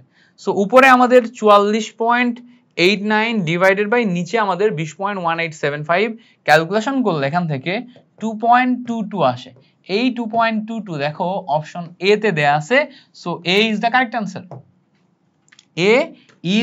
Correct answer. বুঝতে পারছো? ক্লিয়ার? ওকে, গ্রেট। পরে আসো, পরে বলছে যে N2O4 এইটার সাথে বিক্রিয়া করছি 2NO2। এবার বলছে 25 ডিগ্রি সেন্টিগ্রেড তাপমাত্রায় N2O4 এবং NO2 এর আংশিক চাপ যথাক্রমে যদি এত এবং এত হয়, তাহলে Kp এর ভ্যালু কত? তো আমরা যদি একটু দেখার চেষ্টা করি, এখানে আমাদের N2O4 আছে, এইটা যখন আমাদের বিক্রিয়া করছে করে 2NO2 তে রূপান্তর করছে। সো Kp ইকুয়ালস টু, আমরা যদি দেখি উপরে আমাদের উৎপাদ এর আংশিক চাপ, উৎপাদ কে আছে? উৎপাদ হচ্ছে NO2, তাহলে P অফ NO2 এটার আংশিক চাপ মোল সংখ্যা পাওয়ারে যাবে। নিচে আমাদের বিক্রিয়কের আংশিক চাপ P অফ N2O4 মোল সংখ্যা যাবে কোথায়? পাওয়ারে। তো ক্যালকুলেশন করলে দেখো P অফ NO2 যেটা আছে, পি অফ NO2 NO2 এর আংশিক চাপ দেখো আমাদের দেয়া আছে 0.31 সো 0.31 তার whole square divided by N2O4 এর যে আংশিক চাপ সেটা কত দেয়া আছে দেখো তো 0.69 সো 0.69 এই যে জিনিসটা এটাকে ক্যালকুলেশন করলেই আমরা এখান থেকে কেপি পেয়ে যাব আমরা একদম বেসিক অনুযায়ী করছি কিছু এক্সট্রা করি নাই বেসিক অনুযায়ী করছি কেপি আংশিক চাপ দেয়াই আছে সো 0.31 তার স্কয়ার ডিভাইডেড বাই 0.69 ক্যালকুলেশন করলে রেজাল্ট আসে 0.139 সো 0.139 দেখো বি নাম্বারে আছে so B is the correct answer তো তোমার তো পরীক্ষার হলে ক্যালকুলেটর ব্যবহার করতে দিবে তো সমস্যা নাই তুমি জাস্ট নিয়ম অনুযায়ী এখানে বসায় ক্যালকুলেশন করবা শেষ নিয়ম অনুযায়ী বসায় ক্যালকুলেশন করবা একদম সিম্পল ওকে পরে আসো পরে বলছে দেখো হেবার পদ্ধতিতে অ্যামোনিয়া উৎপাদন করার সময় হেবার পদ্ধতিতে কোন প্রভাবকটি ব্যবহৃত হয় তা আমরা যখন হেবার পদ্ধতিতে অ্যামোনিয়া উৎপাদন করি তখন কোন প্রভাবক ব্যবহার করি তো হেবার পদ্ধতিতে অ্যামোনিয়া উৎপাদনের সময় আমরা এই আয়রন নল ব্যবহার করি আয়রন আমরা ব্যবহার করি তো এখানে আমাদের আয়রন বসাতে হবে তো আমাদের এটা নাইট্রোজেন প্লাস 3 হাইড্রোজেন বিক্রিয়া শেষে এই যে 2 মোল অ্যামোনিয়া তৈরি হয় এইটা মূলত আয়রন নলের ভিতর দিয়ে চালনা করে করতে হয় সেখানে আমাদের প্রভাবক হিসেবে আমরা আয়রন নল ব্যবহার করি এইটা আমরা মাথায় রাখবো কেমন মনে থাকবে না এই যা সিম্পল একটা জিনিস জাস্ট মনে রাখতে হবে আমাদের বইতে একটা পেজ আছে মেইন বইতে একটা পেজ আছে যেখানে আমাদের স্পর্শ পদ্ধতি হেবার পদ্ধতি ব্যাকলাইট পদ্ধতি আরো বেশ কয়েকটা পদ্ধতি লেখা আছে ঠিক আছে এই চারটা পদ্ধতির ভিতরে বিশেষ করে হেবার এবং স্পর্শ সালফিউরিক অ্যাসিড উৎপাদন এবং হচ্ছে অ্যামোনিয়া উৎপাদন এই দুইটার যেই তোমার বিক্রিয়া এবং প্রভাবক এগুলো একটু মনে রাখতে হয় এইটুকুই আচ্ছা ওকে গ্রেট পরে আসো পরে বলছে দেখো অম্লীয় KMnO4 মানে কি পটাশিয়াম পারম্যাঙ্গানেট নিয়ে যখন আমরা কাজ করব এবং এর সাথে অক্সালিক অ্যাসিড নিয়ে যখন আমরা কাজ করব মানে HCOOH বন্ড HCOOH যে অক্সালিক অ্যাসিড H2C2O4 যেটা এইটা নিয়ে যখন আমরা কাজ করব তখন এর রিডক্স বিক্রিয়ায় অটো প্রভাবক হিসেবে কোনটা ব্যবহার হয় তো সবসময় মাথায় রাখবা অটো প্রভাবক এই কথাটা যখনই শুনবা সবসময় মাথায় রাখবা অটো প্রভাবক আসবে হচ্ছে KMnO4 থেকে এবং KMnO4 এর Mn2+ হচ্ছে অটো প্রভাবক KMnO4 এর Mn2+ মানে হচ্ছে কোন একটি বিক্রিয়ায় প্রথমে KMnO4 অবস্থায় থাকে পরে KMnO4 ভেঙে যে Mn2+ এ যখন যায় তখন এই Mn2+ প্রভাবক হিসেবে কাজ করে এবং বিক্রিয়ার গতি ত্বরান্বিত করে তাহলে KMnO4 এর Mn2+ এই অংশটা হচ্ছে আমার অটো প্রভাবক হিসেবে কাজ করে এটা আমি মুখস্থ একটা ইনফরমেশন মনে রাখতে হবে যে পটাশিয়াম পারম্যাঙ্গানেট যেটা আছে গোলাপি বর্ণের পটাশিয়াম পারম্যাঙ্গানেট এইটার Mn2+ যে অংশ আছে এটা অটো প্রভাবক হিসেবে কাজ করে অটো প্রভাবক মানে কি এটা নিজেই Mn2+ উৎপন্ন করে নিজে থেকেই তোমার বিক্রিয়ার গতিকে ত্বরান্বিত করে Mn2+ উৎপন্ন করে নিজে থেকেই বিক্রিয়ার গতিকে কি করবে ত্বরান্বিত করবে দিস ইজ কল্ড অটো প্রভাবক বুঝতে পারছো ক্লিয়ার হইছে আশা করি ক্লিয়ার হইছে ওকে সো এই পর্যন্ত যদি ক্লিয়ার হয় পরের এমসিকিউটা দেখি চলো আমরা পরের এমসিকিউ হচ্ছে 26 নম্বর এমসিকিউ কি বলছে দেখো তো ভালো করে খেয়াল করলে দেখবা 26 নম্বর এমসিকিউ বলছে নিচের কোনটি অধিক তীব্র অ্যাসিড তো কোনটি অধিক তীব্র অ্যাসিড এটা বের করার সিস্টেম কি মাথায় রাখবো আমরা কখনো যদি তোমার অক্সো অ্যাসিডের ক্ষেত্রে তীব্রতা বের করতে বলে তখন আমাদের কেন্দ্রীয় পরমাণু জারণ মান দেখতে হয় কি দেখতে হয় কেন্দ্রীয় পরমাণু জারণ মান অক্সো অ্যাসিড যারা আছে তাদের ক্ষেত্রে তীব্রতার জন্য কেন্দ্রীয় পরমাণুর জারণ মান দেখতে হয় সো কেন্দ্রীয় পরমাণু জারণ মান যত বেশি তত বেশি তীব্র সো কেন্দ্রীয় পরমাণু জারণ মান যত বেশি তত বেশি তীব্র এইটা আমাদের ট্রিক তাহলে এখন আমরা একটু দেখার চেষ্টা করব কেন্দ্রীয় পরমাণু জারণ মান কার বেশি কার কম তো এখানে দেখো প্রথমে আমরা নাইট্রিক অ্যাসিডের দিকে যদি তাকাই HNO3 এই নাইট্রিক অ্যাসিডে অক্সিজেনের 3 দুগুণা 6 থেকে 1 বাদ দিলে নাইট্রোজেনের কেন্দ্রীয় পরমাণু জারণ মান +5 আসে ফসফরিক অ্যাসিডের ক্ষেত্রে দেখো 4 দুগুণা 8 থেকে 3 বাদ দিলে এটাও +5 আসে এটা যদি করো দেখো 4 দুগুণা 8 থেকে 1 বাদ দিলে +7 আসে এটা করো 4 দুগুণা 8 থেকে 2 বাদ দিলে +6 আসে তাহলে কেন্দ্রীয় পরমাণু জারণ মান সবচেয়ে বেশি আসছে কার 7 যেটা ওইটা তাহলে 7 কার HClO4। HClO4 এর কেন্দ্রীয় পরমাণু জারণ মান সবচেয়ে বেশি আসায় এইটা হচ্ছে সবচেয়ে তীব্র অ্যাসিড। তাহলে অ্যাসিডের তীব্রতা বা অক্সো অ্যাসিড যারা আছে এদের তীব্রতা নির্ভর করে কেন্দ্রীয় পরমাণু জারণ মানের উপর। সো কেন্দ্রীয় পরমাণু জারণ মান যদি কখনো আবার সমান হয় তখন যার আকার ছোট তার তীব্রতা বেশি, যার আকার ছোট তার তীব্রতা বেশি। 3 ধরনের অ্যাসিড আছে, অক্সো অ্যাসিড, হাইড্রোসিড এবং তোমার কার্বক্সিলিক অ্যাসিড। এই 3 ধরনের অ্যাসিডের ক্ষেত্রে তীব্রতা কার বেশি কার কম সেটা বের করতে পারতে হয়। তো আমাদের ম্যাক্সিমাম ক্ষেত্রে অক্সো অ্যাসিডটাই আসবে। আর যদি তুমি ডিটেল জানতে চাও তাহলে আমাদের টপ 50 কোর্সের একটা ক্লাস আছে, টোটাল কোন অ্যাসিড কত বেশি শক্তিশালী সেটা দেখতে পারো, অথবা আমাদের টপ 100 যেই কোর্স আছে তার ভিতরেই প্রথম ক্লাসটাই এইটা, হয়তো না প্রথম ক্লাসটা হচ্ছে সেকেন্ড ক্লাসটা হয়তো এটা। তো টপ 100 এর ক্লাসগুলো দেখলেও তুমি ওর ভিতরেও পাবা কোন অ্যাসিড কত বেশি শক্তিশালী তার ট্রিক কিভাবে বের করতে হয়। ওকে, পরে বলছে দেখো কোনটি দুর্বলতম অ্যাসিড। তার মানে এই সেম জিনিস, যে অ্যাসিডের কেন্দ্রীয় পরমাণু জারণ মান সবচেয়ে কম সে দুর্বল, যে অ্যাসিডের কেন্দ্রীয় পরমাণু জারণ মান সবচেয়ে কম সে দুর্বল, যার জারণ মান বেশি সে শক্তিশালী। তাহলে কেন্দ্রীয় পরমাণু জারণ মান, সেন্ট্রাল অ্যাটমের জারণ মান, অক্সিডেশন নাম্বার, এইটা যদি বেশি হয়, এটা যদি বেশি হয় তাহলে আমার স্ট্রেংথ বেশি হবে, আর এইটা যদি কম হয় তখন আমার স্ট্রেংথও কি হবে, কম হবে। তাহলে এখানে খেয়াল করো এই HMnO4 দেয়া আছে না, এই যে HMnO4 এটা দেয়া আছে। HMnO4 এ আমরা যদি দেখি কেন্দ্রীয় পরমাণু জারণ মান 4 দুগুণা 8, 8 থেকে 1 বাদ দিলে আমার এখানে +7 আসে। সালফিউরিক অ্যাসিডে আমার কেন্দ্রীয় পরমাণু জারণ মান +6 আসে। HClO4 এখানে আমার +7 আসে। HNO3 এইটাতে দেখো 3 দুগুণা 6, 6 থেকে 1 বাদ দিলে +5 আসে। তাহলে দেখো সবগুলার ভিতরে HNO3 যেটা আছে এইটাই কেন্দ্রীয় পরমাণু জারণ মান সবচেয়ে কম হয়, এর তীব্রতা সবচেয়ে কম। অর্থাৎ নাইট্রিক অ্যাসিড যেটা আছে HNO3 এটা সবচেয়ে দুর্বল অ্যাসিড।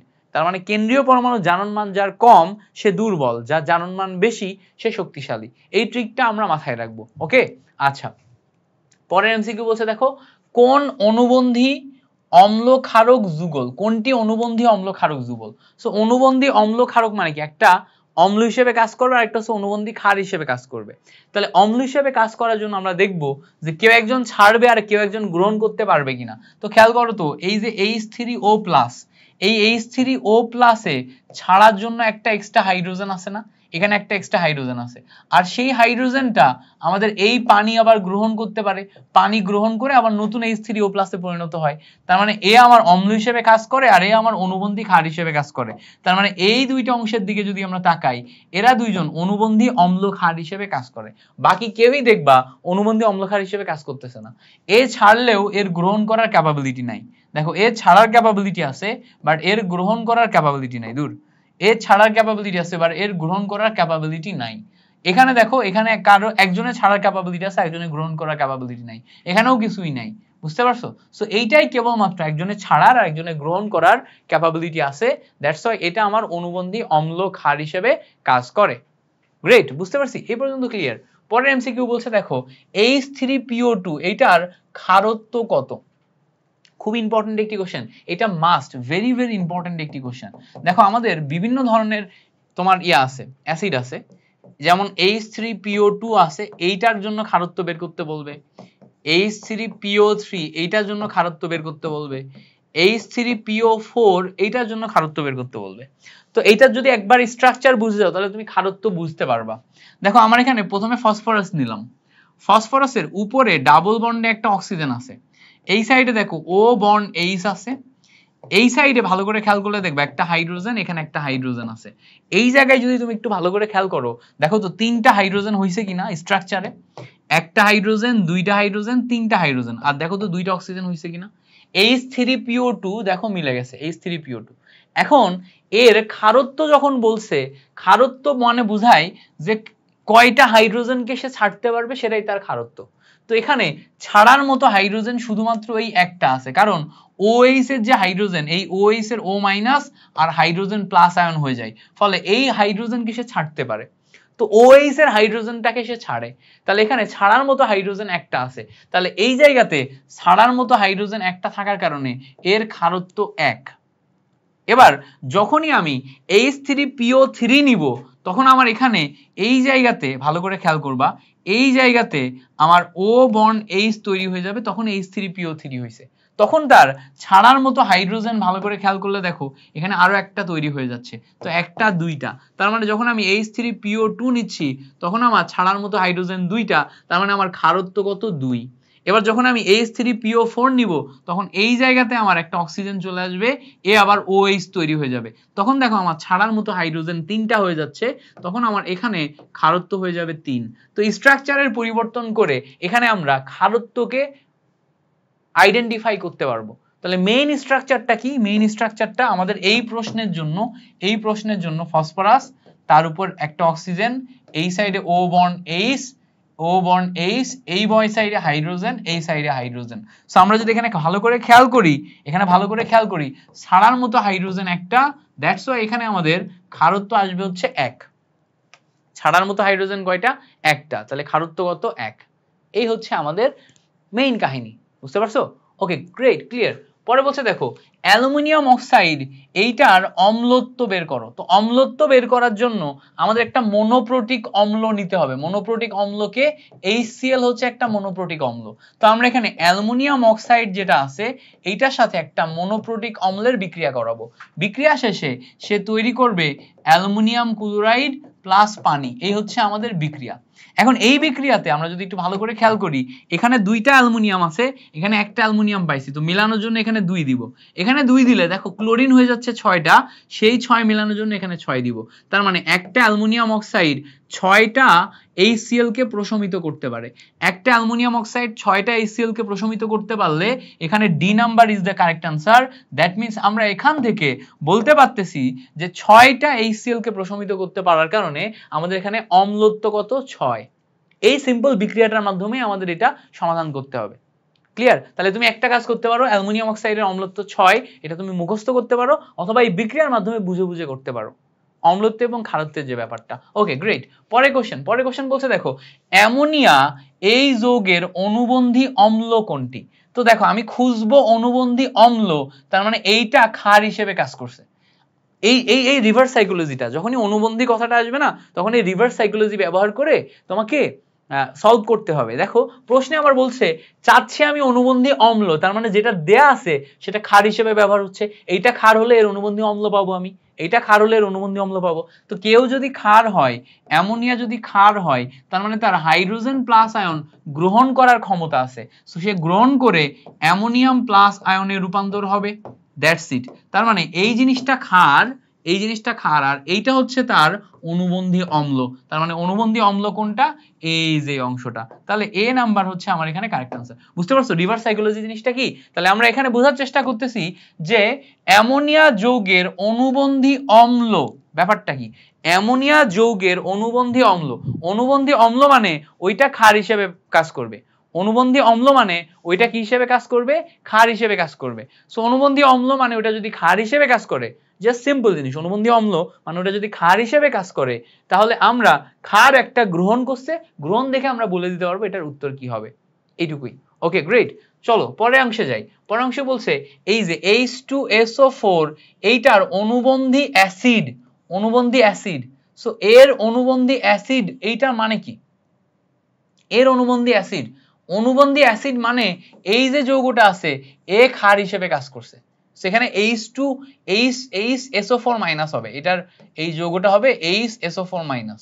সো HSO4- এর অনুবন্ধী অ্যাসিড এইটা চাইছে, আমার অনুবন্ধী অ্যাসিড চাইছে। সো এর অনুবন্ধী অ্যাসিড মানে এ নিজে ক্ষার হিসেবে কাজ করছে, তাহলে HSO4- যদি ক্ষার হিসেবে কাজ করে তাহলে এ একটা হাইড্রোজেন প্লাস আয়নকে গ্রহণ করতে পারে, কারণ কি ক্ষারের কাজ গ্রহণ করার পর সে H2SO4 এ রূপান্তর হয়। তাহলে এ অনুবন্ধী ক্ষার আর এটা হচ্ছে আমার এই আমার ক্ষার আর এটা হচ্ছে আমার অনুবন্ধী অ্যাসিড। তাহলে অনুবন্ধী অ্যাসিড এইটা, তাহলে এখান থেকে আমি H2SO4 কে দাগাইতে পারতেছি। রিভার্স সাইকোলজি ইউজ করে আমরা এই ম্যাথগুলা বা এই টাইপের এমসিকিউ গুলা সলভ করব। পরে বলছে দেখো HSO4- এইটার অনুবন্ধী ক্ষারক খুঁজে বের করতে হবে। তাহলে এ যদি অনুবন্ধী ক্ষারক হয় তাহলে এ কি? এ অ্যাসিড। তাহলে HSO4- খেয়াল করো HSO4- এইটা অ্যাসিড হিসেবে যদি কাজ করে, অ্যাসিডের কাজ কি ছেড়ে দেয়া, তাহলে একটা হাইড্রোজেন প্লাস আয়ন ছাড়বে, ছেড়ে SO4 2- রূপান্তর হবে। তার মানে এ যখন আমার অ্যাসিড হিসেবে কাজ করছে তখন এ হচ্ছে আমার অনুবন্ধী ক্ষার, তাহলে অনুবন্ধী ক্ষার খুঁজলে আমি পাবো হচ্ছে সালফেট 2- আয়ন, তার মানে সি নাম্বার, সালফেট 2- আয়ন, that means C number. So C is the correct answer here. বুঝতে পারছো? Okay great. পরের কোশ্চেন, কোনটি উভয়ধর্মী? উভয়ধর্মী মানে যে অ্যাসিড হিসেবেও কাজ করে, ক্ষার হিসেবেও কাজ করে। অ্যাসিড হিসেবে কাজ করে মানে কি, সে একটা হাইড্রোজেন প্লাস ছাড়তে পারবে, আর ক্ষার হিসেবে কাজ করে মানে সে একটা হাইড্রোজেন প্লাস গ্রহণ করতে পারবে। তো এখানে যে কয়টা আয়ন আছে এর ভিতরে দেখো এইটা আমার উভয়ধর্মী হিসেবে কাজ করে বা অ্যামফোটোরিক হিসেবে কাজ করে। কারণ কি, এর মাথার উপরে মাইনাস আছে, মাইনাস থাকার কারণে সে একটা গ্রহণ করতে পারবে। সো একটা যদি সে গ্রহণ করে তাহলে সে H2CO3 তে রূপান্তর হয়। আবার এর কাছে একটা হাইড্রোজেন আছে, এই হাইড্রোজেনকে সে ছাড়তে পারবে। এই একটা হাইড্রোজেনকে সে যদি ছেড়ে দেয় তাহলে সে হাইড্রোজেন ছেড়ে দিয়ে CO3 2- আয়নে রূপান্তর হবে। তাহলে দেখো এইটা হচ্ছে আমার ছাড়লো আর এটা হচ্ছে আমার গ্রহণ করলো। তাহলে দেখো তো একই যৌগ, এই একটা মাত্র যৌগ অ্যাসিড ক্ষার উভয় হিসেবে কাজ করলো না? তাহলে এইটা আমরা বলতে পারি যে এটা অ্যাসিড ক্ষার উভয় হিসেবে কাজ করে। তাহলে এটা লক্ষণ কি? লক্ষণ হচ্ছে উপরে মাইনাস থাকা এবং একটা হাইড্রোজেন অ্যাভেলেবল থাকা। এই দুইটা জিনিস থাকলে সে অ্যাসিড ক্ষার উভয় হিসেবে কাজ করে। এই দুইটা জিনিস যদি থাকে তাহলে সে অ্যাসিড ক্ষার উভয় হিসেবে কাজ করে। পারবো না? সিম্পল জিনিস, বুঝতে পারার কথা। ওকে, পরের অংশে চলো। পরের অংশে বলছে নিচের কোনটি উভয়ধর্মী? সেম জিনিস, উভয়ধর্মী বললেই তার ওখানে আমার দেখতে হবে যে একটা মাইনাস আয়ন এবং একটা হাইড্রোজেন প্লাস আয়ন আছে কিনা। যদি থাকে তাহলে সে উভয়ধর্মী। যেমন ধরো HSO4- এটা একটা উভয়ধর্মী বা অ্যামফোটোরিক, আবার HCO3- এটা একটা অ্যামফোটোরিক বা উভয়ধর্মী। এছাড়াও পানি আছে, পানি হচ্ছে আমার অ্যামফোটোরিক বা উভয়ধর্মী, কারণ এই পানি আমার একটা ছেড়ে দিতে পারে, একটা হাইড্রোজেন প্লাস আয়ন ছেড়ে দিতে পারে। আবার এই পানি একটা হাইড্রোজেন প্লাস আয়ন গ্রহণ করতে পারে, যদি গ্রহণ করে তাহলে H3O+ এ রূপান্তর হয়। যদি গ্রহণ করে তাহলে H3O+ এ রূপান্তর হয়। এটা হচ্ছে গ্রহণ করে রূপান্তর হয়েছে। তাহলে দেখো এই জায়গাতে আমরা এই পানি যেটা পাচ্ছি, এই পানিটাই হচ্ছে আমার উভয়ধর্মী। পানিটা কি? পানিটা হচ্ছে আমার উভয়ধর্মী। ওকে, পরে বলছে দেখো কোনটি অ্যামফোটোরিক প্রজাতি? কোনটি অ্যামফোটোরিক প্রজাতি? অ্যামফোটোরিক মানেই হচ্ছে উভয়ধর্মী। অ্যামফোটোরিক কথাটার মানে কি? কথাটার মানে হচ্ছে উভয়ধর্মী, মানে কে অ্যাসিড ক্ষার উভয়ের মতো কাজ করে। তো এখানে দেখো আমি একটু আগেই দেখাইছি, এই যে মাইনাস এবং একটা হাইড্রোজেন যদি উপস্থিত থাকে, HSO4- একটা হাইড্রোজেন ছাড়তেও পারবে, আবার একটা হাইড্রোজেন গ্রহণও করতে পারবে। তাহলে এ হচ্ছে আমার উভয়ধর্মী হিসেবে কাজ করবে। বুঝতে পারছো? তাহলে ডি নাম্বার হবে আমার কারেক্ট আনসার। ওকে, পরের কোশ্চেনে যাই। পরের কোশ্চেন বলছে দেখো 0.05 সালফিউরিক অ্যাসিড দ্রবণের পিএইচ কত? তো আমি পিএইচ নির্ণয়ের একটা ক্লাসে তোমাদের সব শেখাই দিছি। তাহলে এখন আমরা এই পিএইচ ইকুয়ালস টু কি লিখবো? PH equals two minus log of hydrogen plus আয়নের ঘনমাত্রা, এটাই তো লিখবো। এখন বলো তো হাইড্রোজেন প্লাস আয়নের ঘনমাত্রা নির্ণয় করার ফর্মুলা কি? E/C ছিল। ই মানে কয়টা হাইড্রোজেন সে ছাড়তে পারে। তো এখানে দেখো সালফিউরিক অ্যাসিড দুইটা সে ছাড়তে পারে, প্রত্যেকটার আয়নের ঘনমাত্রা 0.05। জাস্ট নরমালি ক্যালকুলেটরে এটা বসাই দাও, উত্তর মিলে যাবে। Minus log 2 × 0.05। এই যে জিনিসটা তুমি নরমালি ক্যালকুলেটরে বসাই দাও, 2 × 0.05, রেজাল্ট আসবে হচ্ছে 1। এই 1ই হচ্ছে আমার এখানে পিএইচ। তাহলে এখান থেকে ক্যালকুলেশন করে আমি রেজাল্ট কত পাচ্ছি? 1 পাচ্ছি। বুঝতে পারছো? তাহলে কি করলাম, এখানে দেখলাম যে দুইটা হাইড্রোজেন সে ছাড়তে পারে, একটার ঘনমাত্রা এত, সো ঘনমাত্রাকে সি দিয়ে প্রকাশ করছি, আর যে কয়টা ছাড়তে পারে এটাকে ই দিয়ে প্রকাশ করছি। সো E/C এইটা দিয়ে আমরা এখান থেকে জাস্ট বেসিক ক্যালকুলেশনটা করলাম। E/C এইটা দিয়ে আমরা বেসিক ক্যালকুলেশনটা করলাম, বেসিক ক্যালকুলেশন করে আমরা এখান থেকে বের করে ফেলছি। That's it. Okay great. পরে আসো। পরে বলছে দেখো 0.005 দ্বিক্ষারীয় সবল অ্যাসিডের পিএইচ কত? দ্বিক্ষারকীয় সবল অ্যাসিড, তাহলে অ্যাসিডের পিএইচ বের করতে বলছে, বাট দ্বিক্ষারকীয় মানে হচ্ছে এখানে দুইটা হাইড্রোজেন প্লাস আয়ন সে ছাড়তে পারে। দ্বিক্ষারকীয় মানে হচ্ছে দুইটা OH কে প্রশমন করতে পারে বা দুইটা হাইড্রোজেন প্লাস আয়ন সে ছাড়তে পারে। তাহলে অ্যাসিডের পিএইচ বলা মানেই pH equals two minus log of hydrogen plus আয়নের ঘনমাত্রা মানে E/C। তাহলে E/C হওয়া মানে কি? মাইনাস লগ অফ ই এর ভ্যালু দেখো দ্বিক্ষারকীয় হয় 2 আর সি এর ভ্যালু কত? 0.005। এই আমরা নিয়ে নিলাম। তাহলে মাইনাস লগ অফ এই যে জিনিসটা আমরা এখন এখানে ভ্যালু বসাবো, বসালে হয়ে যাবে। দেখি আমরা একটু ভ্যালু বসাই, মাইনাস লগ, এবার 2 ইন্টু 0.005 বসাই দিলাম। বসালে দেখো এখান থেকে আমাদের রেজাল্ট আসতেছে কত, 2 আসতেছে। সো এখান থেকে আমরা 2 পাচ্ছি হচ্ছে রেজাল্ট, মানে সি নাম্বার আসে হচ্ছে কারেক্ট আনসার। এটা কিন্তু শর্টকাট আছে, মুখে মুখেও করা যায়। এবং তুমি যখন ভার্সিটি ক তে ভর্তি হবা, আমার ব্যাচে, আমার ভার্সিটি ক ব্যাচে যখন ভর্তি হয়ে ক্লাস করবা, তখন এই সব তোমাকে আমি মুখে মুখে শেখাবো, মুখে মুখে শেখাবো। লগের প্রত্যেকটা ক্যালকুলেশন মুখে মুখে করা শেখাবো, হাতে ক্যালকুলেশন করা শেখাবো। কারণ তোমাকে ঢাকা ইউনিভার্সিটিতে চান্স পেতে হবে, তারপরে তোমাকে হচ্ছে যে ভার্সিটি ক ইউনিট স্ট্যান্ডার্ড যত এক্সাম হবে ক্যালকুলেটর ছাড়া, সেখানে তো চান্স পেতে হবে। চান্স পাওয়ার জন্য তোমাদের আমি এগুলো মুখে মুখে শেখাবো। তখন এখন আমরা ক্যালকুলেটরের মাধ্যমে ডিরেক্ট করতে পারতেছি। পরে বলছে দেখো এই যে 0.005 সালফিউরিক অ্যাসিডের পিএইচ কত, একটু আগেই দেখলাম এটা রেজাল্ট 2 আসবে, কারণ কি আগের ভ্যালুটাই দেয়া আছে, আবার এখানে হাইড্রোজেনও ছাড়তেছে কয়টা, 2টা, তাহলে আগের ভ্যালুই আসবে, 2ই আসবে। এটা কইরো এবং দেখো এটা কত পরিমাণ আসছে। এগুলো তো আগের বোর্ড তুলে দিয়ে রাখছি, রিসেন্ট টাইমে ওই সেম ম্যাথ সেম এমসিকিউ আসছে, প্রতিবার আসে একই জিনিস, ঘুরে ফিরে বারবার দেয়, ঘুরে ফিরে বারবার দেয়, রিসেন্ট টাইমেও দিছে মেইন বইয়ের এমসিকিউ, এজন্য মেইন বই থেকে হুবহু টিচাররা তুলে দেয়। ওকে, পরের কোশ্চেন বলছে দেখো নিচের কোন দ্রবণের পিএইচ মান সর্বাধিক। তো এখানে যেই দ্রবণটা আছে এই দ্রবণের ভিতর কোনটার পিএইচ মান সর্বাধিক, এটা আমাদের বের করতে হবে। এখন আমরা পিএইচ মানের ক্ষেত্রে আমরা স্কেলের দিকে একটু তাকাবো, হ্যাঁ স্কেলের দিকে তাকাবো। তো স্কেলে খেয়াল করে দেখবা আমাদের এই পিএইচ স্কেলের এই পয়েন্টে থাকে হচ্ছে 0, এই পয়েন্টে থাকে হচ্ছে 14, মাঝখানে পয়েন্টে থাকে হচ্ছে 7। এবার এখানে আমাদের একটা জিনিস মনে রাখতে হয়, এই যে 0 থেকে 7 এই অংশটা হচ্ছে অ্যাসিডিক। ও কারেন্ট চলে গেছে, বুঝছো, ক্লাস নিতে নিতে কারেন্ট চলে গেছে। এখন রাত 1:30টার সময় কারেন্ট যাওয়ার তো কোনো কারণ বুঝি না। আসসালামু আলাইকুম সবাইকে। গতকালকে রাতে আমাদের কারেন্ট চলে গেছিল, তারপরে আমরা রেকর্ড বন্ধ করে দিয়েছিলাম। সো পরে আর রেকর্ড করা হয়নি, আজকে এসে আবার দুপুরবেলা রেকর্ড করতেছি অ্যান্ড এডিট করে তোমাদের 2টা পর্বকে একসাথে করে আমরা আপলোড দিয়ে দিব। সো চলো আমরা দেরি না করে শুরু করি। গতকালকে আমরা 40 পর্যন্ত দেখছিলাম, আমরা 41 থেকে আবার এমসিকিউগুলো সলভ করা শুরু করি। প্রথমে দেখো 41 নম্বর যে এমসিকিউটা আমাদের আছে, 41 নম্বর এমসিকিউটা আমাদের বলতেছে কি যে নিচের কোন পিএইচ মানের দ্রবণটিতে হাইড্রোজেন আয়নের ঘনমাত্রা সবচেয়ে বেশি।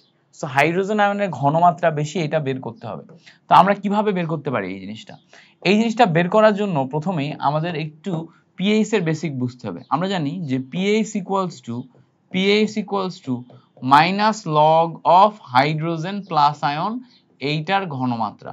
তো এখান থেকে হাইড্রোজেন প্লাস আয়নের যে ঘনমাত্রা, এইটার ভ্যালু যদি বের করতে চাই, লগ এই সাইডে এসে এন্টিলগ হয়ে যায়। সো এন্টিলগ মানে 10⁻⁻⁻ পিএইচ। অর্থাৎ খেয়াল করে দেখো যে হাইড্রোজেন প্লাস আয়নের ঘনমাত্রা পিএইচ এর সাথে ব্যস্তানুপাতিক সম্পর্কে আছে। অর্থাৎ পিএইচ এর মান যত বেশি হাইড্রোজেন প্লাস আয়নের ঘনমাত্রা তত কম, পিএইচ এর মান যত কম হাইড্রোজেন প্লাস আয়নের ঘনমাত্রা তত বেশি। আবারও দেখো যে কোনো জায়গায় হাইড্রোজেন প্লাস আয়নের ঘনমাত্রা বেশি না কম সেটা যখনই তোমার জিজ্ঞেস করবে, এটা 10⁻⁻ পিএইচ, অর্থাৎ পিএইচ এর মানের উপর ডিপেন্ড করবে। পিএইচ এর মান বড় হলে ঘনমাত্রা কমে যাবে, পিএইচ এর মান কম হলে ঘনমাত্রা বেশি হবে। তাহলে এখানে আমাদের হাইড্রোজেন প্লাস আয়নের ঘনমাত্রা বেশি চাইছে, মানে পিএইচ মান হবে কি কম, পিএইচ মান কি হবে কম। তা এখানে যে কয়টা অপশন আছে এর ভিতরে দেখো পিএইচ এর মান সবচেয়ে কম হচ্ছে 2.3।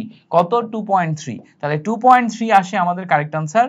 কারণ কি 2.3 সেই কারেক্ট আনসার, কারণ কি, কারণ এই 2.3 ভ্যালু কম হওয়ার কারণে ঘনমাত্রা হয়ে যাবে আমাদের বেশি, ভ্যালু কম হওয়ার কারণে ঘনমাত্রা হয়ে যাবে বেশি। তো মেইনলি এই এমসিকিউটার বেসিকই হচ্ছে আমাদের এই যে এই ফর্মুলাটা, এইটাকে মনে রাখতে হবে।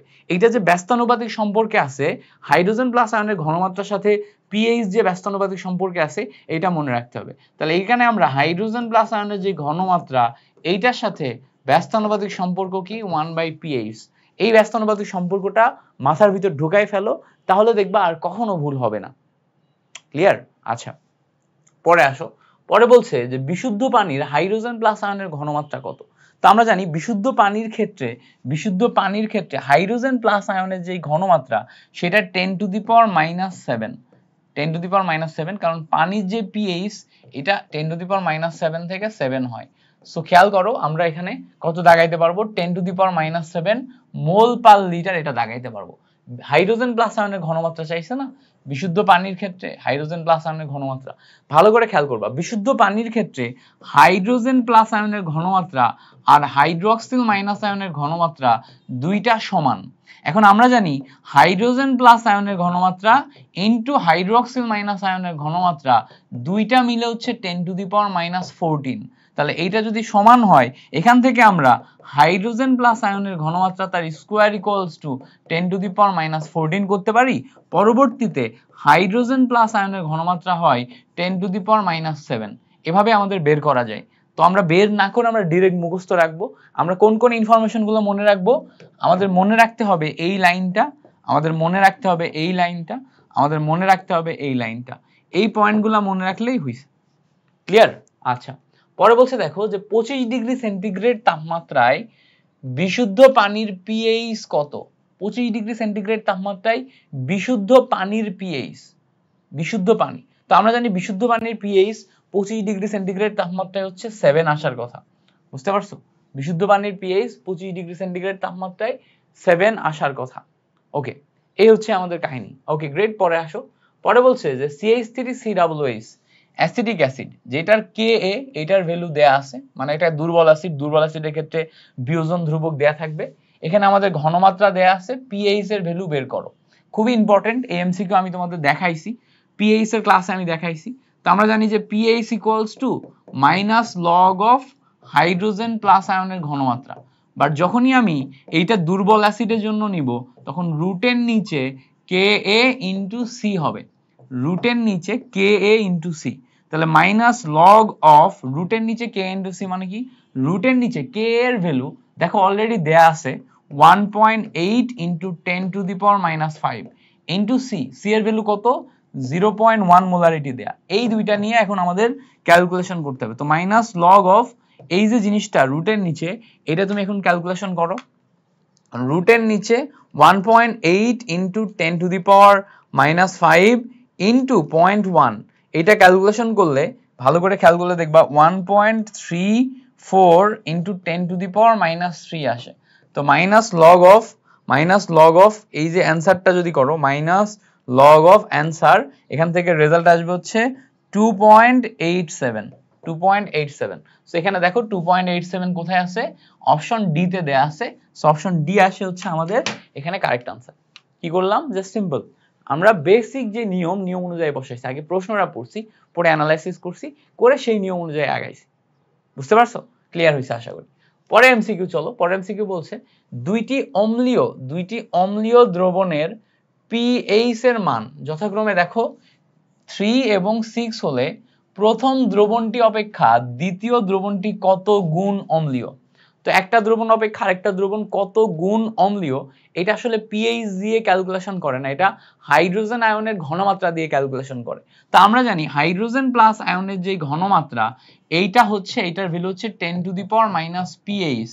এবার প্রথম দ্রবণের যে ঘনমাত্রা, এইটা যদি আমরা ক্যালকুলেশন করি, প্রথম দ্রবণের ঘনমাত্রা হচ্ছে হাইড্রোজেন প্লাস আয়নের ঘনমাত্রা 1, এখানে আমি 10⁻⁻, পিএইচ 1 পাবো, তাই না?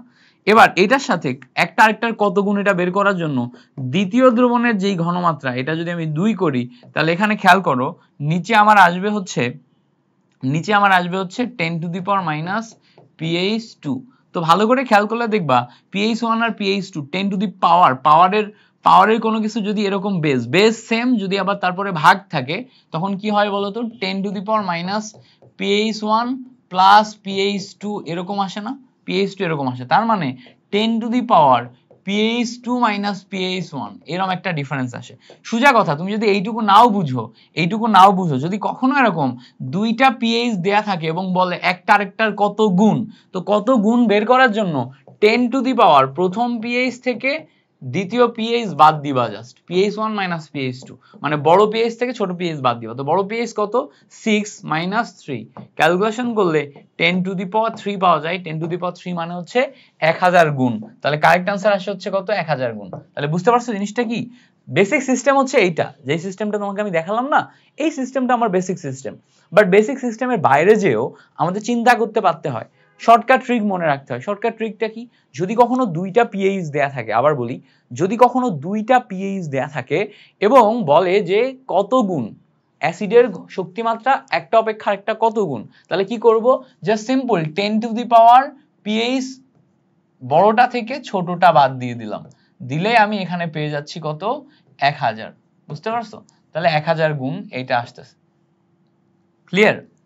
বুঝতে পারছি? ওকে, পরে আসো। পরে বলছে দেখো 0.1 মোলারিটি HCl, এইটার ক্ষেত্রে POH কত হবে। তো আমরা জানি HCl থেকে pH পাবো আমরা, তাহলে pH equals to minus log of 0.1 molarity. তো এখান থেকে আমরা ক্যালকুলেশন করলে আমরা pH এর ভ্যালু পাই 1, pH এর ভ্যালু যদি 1 পাই তাহলে POH এর ভ্যালু আসবে 14 মাইনাস 1, ক্যালকুলেশন করলে এখান থেকে ভ্যালু আসবে কত, 13। বুঝতে পারছো? এটা ডাইরেক্ট ক্যালকুলেটরে বসাবা, বসালেই হয়ে যাচ্ছে। এখান থেকে তুমি ভ্যালু দাগাইতে পারছ কত, 13। তাহলে 13 হচ্ছে আমার এই প্রশ্নের কারেক্ট আনসার। এই প্রশ্নের কারেক্ট আনসার কত, 13। ওকে, সো এই পর্যন্ত ক্লিয়ার। পরে আসো, পরে এমসিকিউ বলছে যে 12.5% সোডিয়াম হাইড্রোক্সাইড দ্রবণের পিএইচ মান কত। 12.5%, তাহলে এই যে 12.5% সোডিয়াম হাইড্রোক্সাইড, এইটা দিয়ে তো আর আমরা ঘনমাত্রা পাচ্ছি না, তাহলে আগে আমাদের ঘনমাত্রা বের করা লাগবে। তো আমরা জানি যে পার্সেন্টেজ দেয়া থাকলে ঘনমাত্রা বের করার ফর্মুলা হচ্ছে S equals to 10x divided by m। ভালো করে খেয়াল করো, 10 ইন্টু এক্স, এক্স এর ভ্যালু কত, 12.5 ডিভাইডেড বাই m। সোডিয়াম হাইড্রোক্সাইডের জন্য আণবিক ভর 40, ক্যালকুলেশন করলে দেখো 10 into 12.5, 12.5 into 10 divided by 40, calculation করো, করলে এখানে রেজাল্ট আসে 3.125। সো 12.5% সোডিয়াম হাইড্রোক্সাইডের জন্য আমাদের ঘনমাত্রা আসছে 3.125। সো 3.125 যে ঘনমাত্রা আসছে, এইটা দিয়ে আমাদের পিএইচ মান ডেফিনেটলি স্কেলের বাইরে হবে। তো স্কেলের বাইরে হইলেও আমরা একটু স্কেলের বাইরেই করব, সমস্যা নেই। সো এত মোলারিটি যদি আসে তাহলে খেয়াল করো, এখন এইটা দিয়ে আমরা পিওএইচ পাবো, তাই না, ওএইচ পাবো। তাহলে আমরা পিওএইচ এর ভ্যালু বের করার চেষ্টা করি, minus log of hydroxyl minus আয়নের ঘনমাত্রা, যেটার ভ্যালু 3.125। তো এখানে যদি ক্যালকুলেশন করো, খেয়াল করো, মাইনাস লগ 3.125 বসাও, বসাইলে আসে হচ্ছে আমাদের যে মাইনাস 0.494 এটা আসে।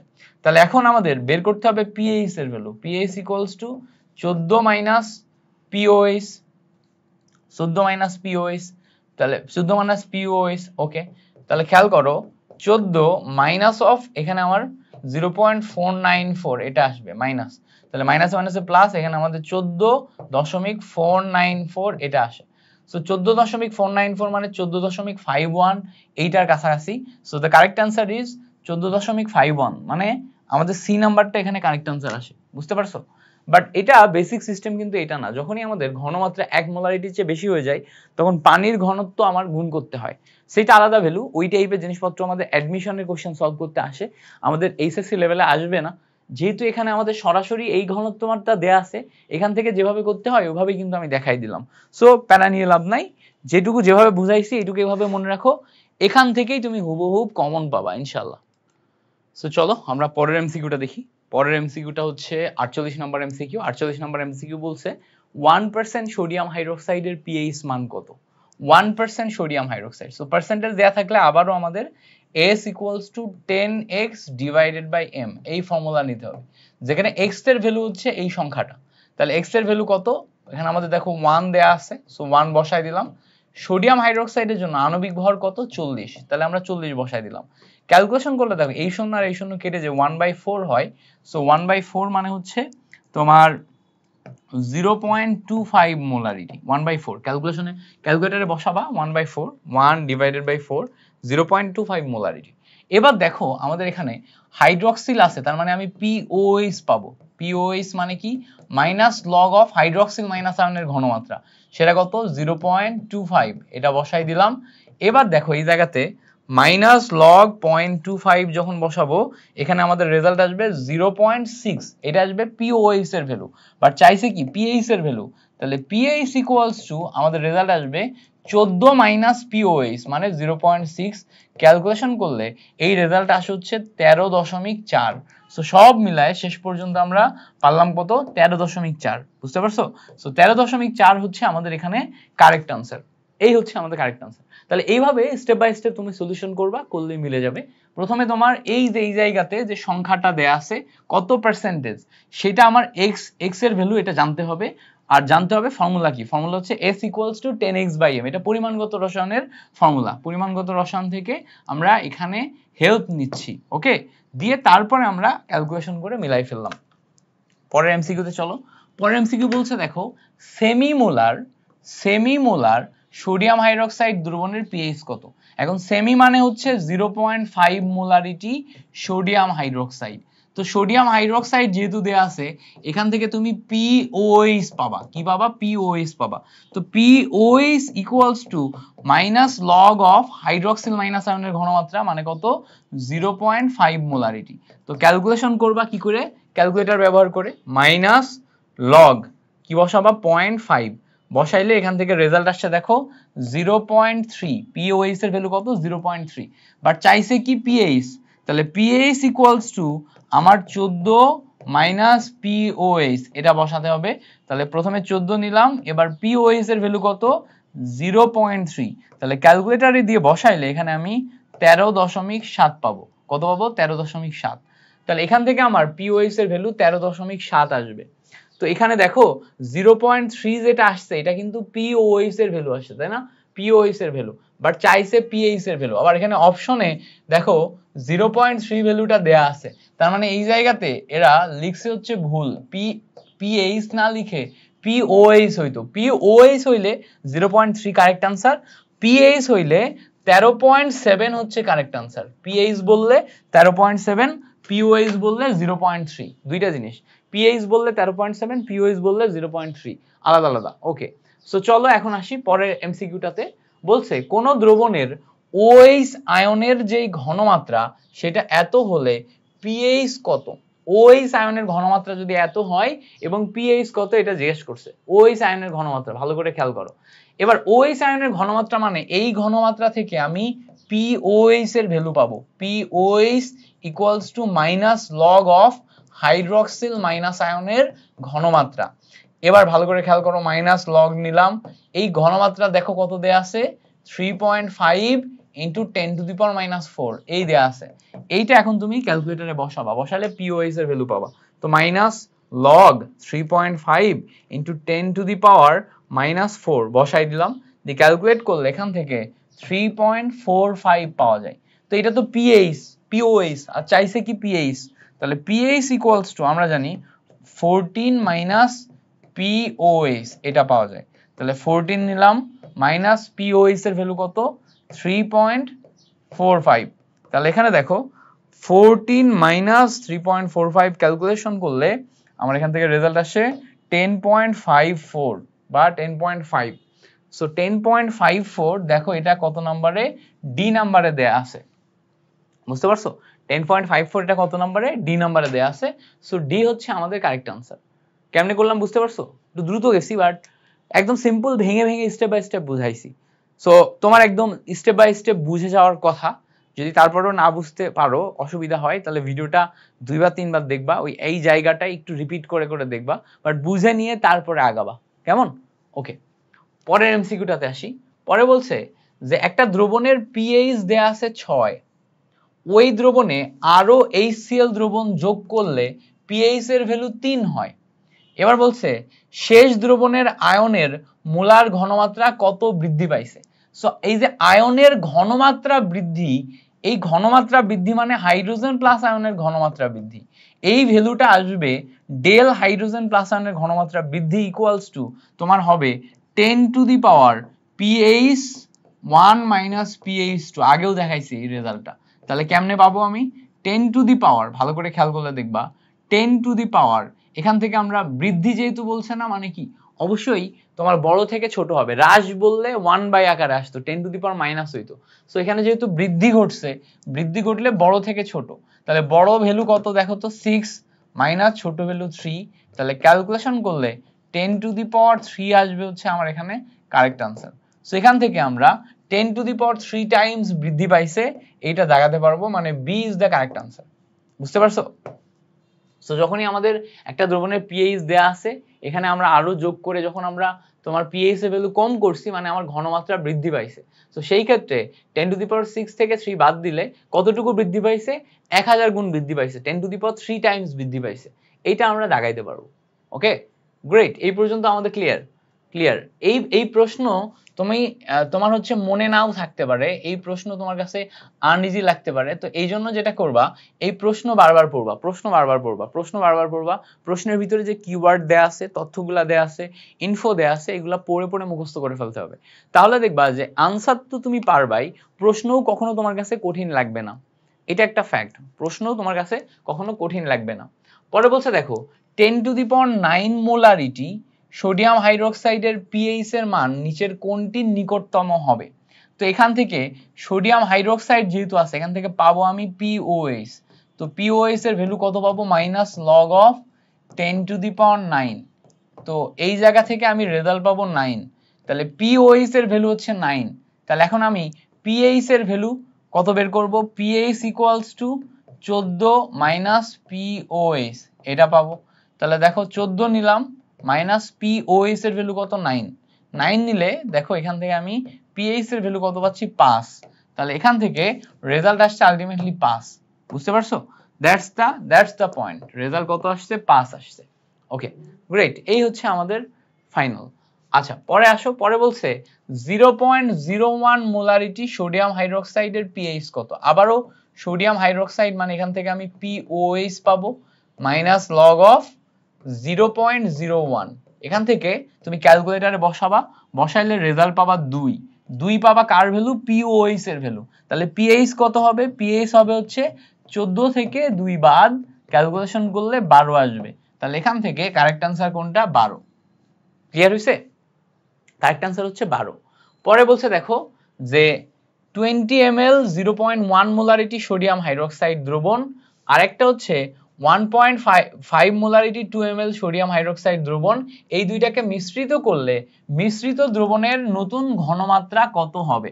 তো দেখো সবসময় মাথায় রাখবা, মিশ্রিত দ্রবণের নতুন ঘনমাত্রা S = উপরে যায় S1V1 প্লাস S2V2, নিচে যায় V টোটাল মানে V1 প্লাস V2। তাহলে এবার এখানে ক্যালকুলেশনটা বসাও জাস্ট। দেখো S1 এর ভ্যালু 1.5 মোলারিটি, V1 কত? 20 ml, প্লাস S2 এর ভ্যালু 2 মোলারিটি, তারপরে দেখো V2 কত? 1.5 মোলারিটি, ডিভাইডেড বাই নিচে দেখো আমাদের V1 প্লাস V2 মানে 20 ml প্লাস 1.5 ml। তো আমি এখানে বসাই দিলাম। বসাই দিলে এবার এইটা টোটালটাকে আমার ক্যালকুলেট করা লাগবে। আমি প্রথমে একটা নিব, ভগ্নাংশ নিব। উপরে আমাদের 1.5 × 20 প্লাস 2 × 1.5 ডিভাইডেড বাই 21.5। এই টোটালটাকে ক্যালকুলেট করলে আমাদের এখান থেকে রেজাল্ট আসে হচ্ছে 1.534 মোলারিটি। এই যে 1.534 molarity, that's the correct answer.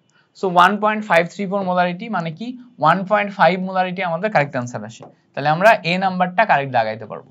তো যদি কখনো আমাদের মিশ্রণের ঘনমাত্রা কখনো প্রকাশ করে, তাহলে দেখো এই জায়গাতে এই জিনিসটা আছে V1 আকারে, এইটা আছে হচ্ছে S1 আকারে। এই জায়গায় ভালো করে খেয়াল করো, এইটা আছে S2 আকারে, এইটা আছে V2 আকারে। এবার V টোটাল মানে তুমি কি করবা? V1 প্লাস V2 করবা। দেখো তারপরে বাকিটা আমি কিন্তু ফর্মুলাতেই বসাইছি। বুঝতে পারছো? তাহলে এইটার যে প্রশ্নের ধরন, এই প্রশ্নের ধরন বা টাইপটা তোমাকে প্র্যাকটিস করে করে মুখস্থ করতে হবে। প্রশ্নের ধরন বা টাইপ যেটা আছে এটা তোমাকে বারবার প্র্যাকটিস করে করে মুখস্থ করতে হবে, বিকজ এই প্রশ্ন কিন্তু আসবে। আর তুমি যদি এই ফর্মুলা প্লাস প্রশ্ন না মনে রাখতে পারো, তাহলে তোমার এইটা ফাইনালি পরীক্ষাতে ভুল হওয়ার সম্ভাবনাও বেড়ে যাবে। ওকে, আচ্ছা পরের কোশ্চেন চলো। বলছে একটি দ্রবণে হাইড্রোজেন আয়নের মোলার ঘনমাত্রা এত হলে হাইড্রক্সিল আয়নের মোলার ঘনমাত্রা কত?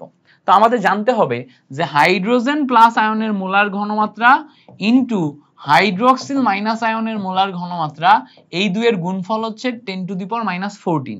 এটাও সরাসরি এমসিকিউতে আসে, এইটাও এমসিকিউ এর জন্য একটা সরাসরি লাইন। তো এটা আমাদের মুখস্থ করতে হবে। করার পরে পরবর্তী লাইনে দেখো আমরা এখানে হাইড্রোজেন আয়নের যে মোলার ঘনমাত্রা, এইটা এখন যদি বসাই, হাইড্রোজেন আয়নের মোলার ঘনমাত্রা আমাদের 10⁻⁹ দেয়া আছে ইনটু হাইড্রোক্সিল আয়নের মোলার ঘনমাত্রা আমরা বসাই দিলাম, এখানে আমরা 10⁻⁴ বসালাম। পরবর্তী লাইনে দেখো হাইড্রোক্সিল আয়নের মোলার ঘনমাত্রা যখন বের করব সেটা হচ্ছে 10⁻⁴ ডিভাইডেড বাই 10⁻⁹ আসবে, তাহলে আলটিমেটলি 10⁻⁴ প্লাস 9 মানে ক্যালকুলেশন করলে 10⁻⁵ পাওয়া যায়। সো এখান থেকে আলটিমেটলি হাইড্রোক্সিল মাইনাস আয়নের যে মোলার ঘনমাত্রা ওইটা কত পাইলাম, 10⁻⁵ পাইলাম আমরা, কত পাইলাম 10⁻⁵। So that's the correct answer, এই হচ্ছে আমাদের কারেক্ট আনসার, আমরা পেয়ে গেলাম। ওকে গ্রেট, এটা এই পর্যন্ত ক্লিয়ার। পরে বলছে দেখো 25 ডিগ্রি সেন্টিগ্রেড তাপমাত্রা বা কক্ষ তাপমাত্রায় বিশুদ্ধ পানির আয়নিক গুণফল কত? সো বিশুদ্ধ পানি যেটা আছে তার আয়নিক গুণফল হচ্ছে, এই যে বিশুদ্ধ পানির আয়নিক গুণফল একটু আগেই দেখছি, হাইড্রোজেন প্লাস আয়নের ঘনমাত্রা এবং হাইড্রোক্সিল মাইনাস আয়নের ঘনমাত্রা, এটাই হচ্ছে 25 ডিগ্রি সেন্টিগ্রেড তাপমাত্রায় বিশুদ্ধ পানির আয়নিক গুণফল, এবং এই গুণফল কত 10⁻⁴। তাহলে এইটা আমার মুখস্থ থাকতে হবে, বিকজ এটাও ইটসেলফ এ এমসিকিউ যেটা আমাদের পরীক্ষাতে আসবে। খুব ইম্পর্টেন্ট, খুব ইম্পর্টেন্ট, মানে এইটাকে আমি 1000টা স্টার দিলেও, এরকম ভাবে 1000টা স্টার দিলেও ভুল হবে, এইটা এত ইম্পর্টেন্ট। সো আমাদের এটা মাথায় রাখতে হবে, হ্যাঁ ইনফরমেশনটা মাথায় রাখতে হবে, তোমার পরীক্ষায় কিন্তু চলে আসবে। ওকে পরে আসো, পরে বলছে FeCl3 এইটা জলীয় দ্রবণের পিএইচ কত? জলীয় দ্রবণের পিএইচ কত? তো ভালো করে বোঝার চেষ্টা করি।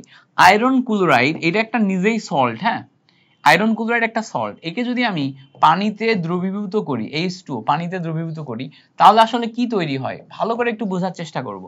এই জায়গাতে এই পানি মানে হচ্ছে হাইড্রোজেন এবং হাইড্রোক্সিল, তো এই হাইড্রোজেন আর এই ক্লোরিন মিলে আমরা এখানে হাইড্রোজেন ক্লোরাইড পাবো, আর এই হাইড্রোক্সিল এখানে এসে তোমার আয়রন হাইড্রোক্সাইড তৈরি করবে, আয়রন হাইড্রোক্সাইড, এবং এখানে মেলানোর জন্য আমরা 3 মলিকিউল HCl পাবো।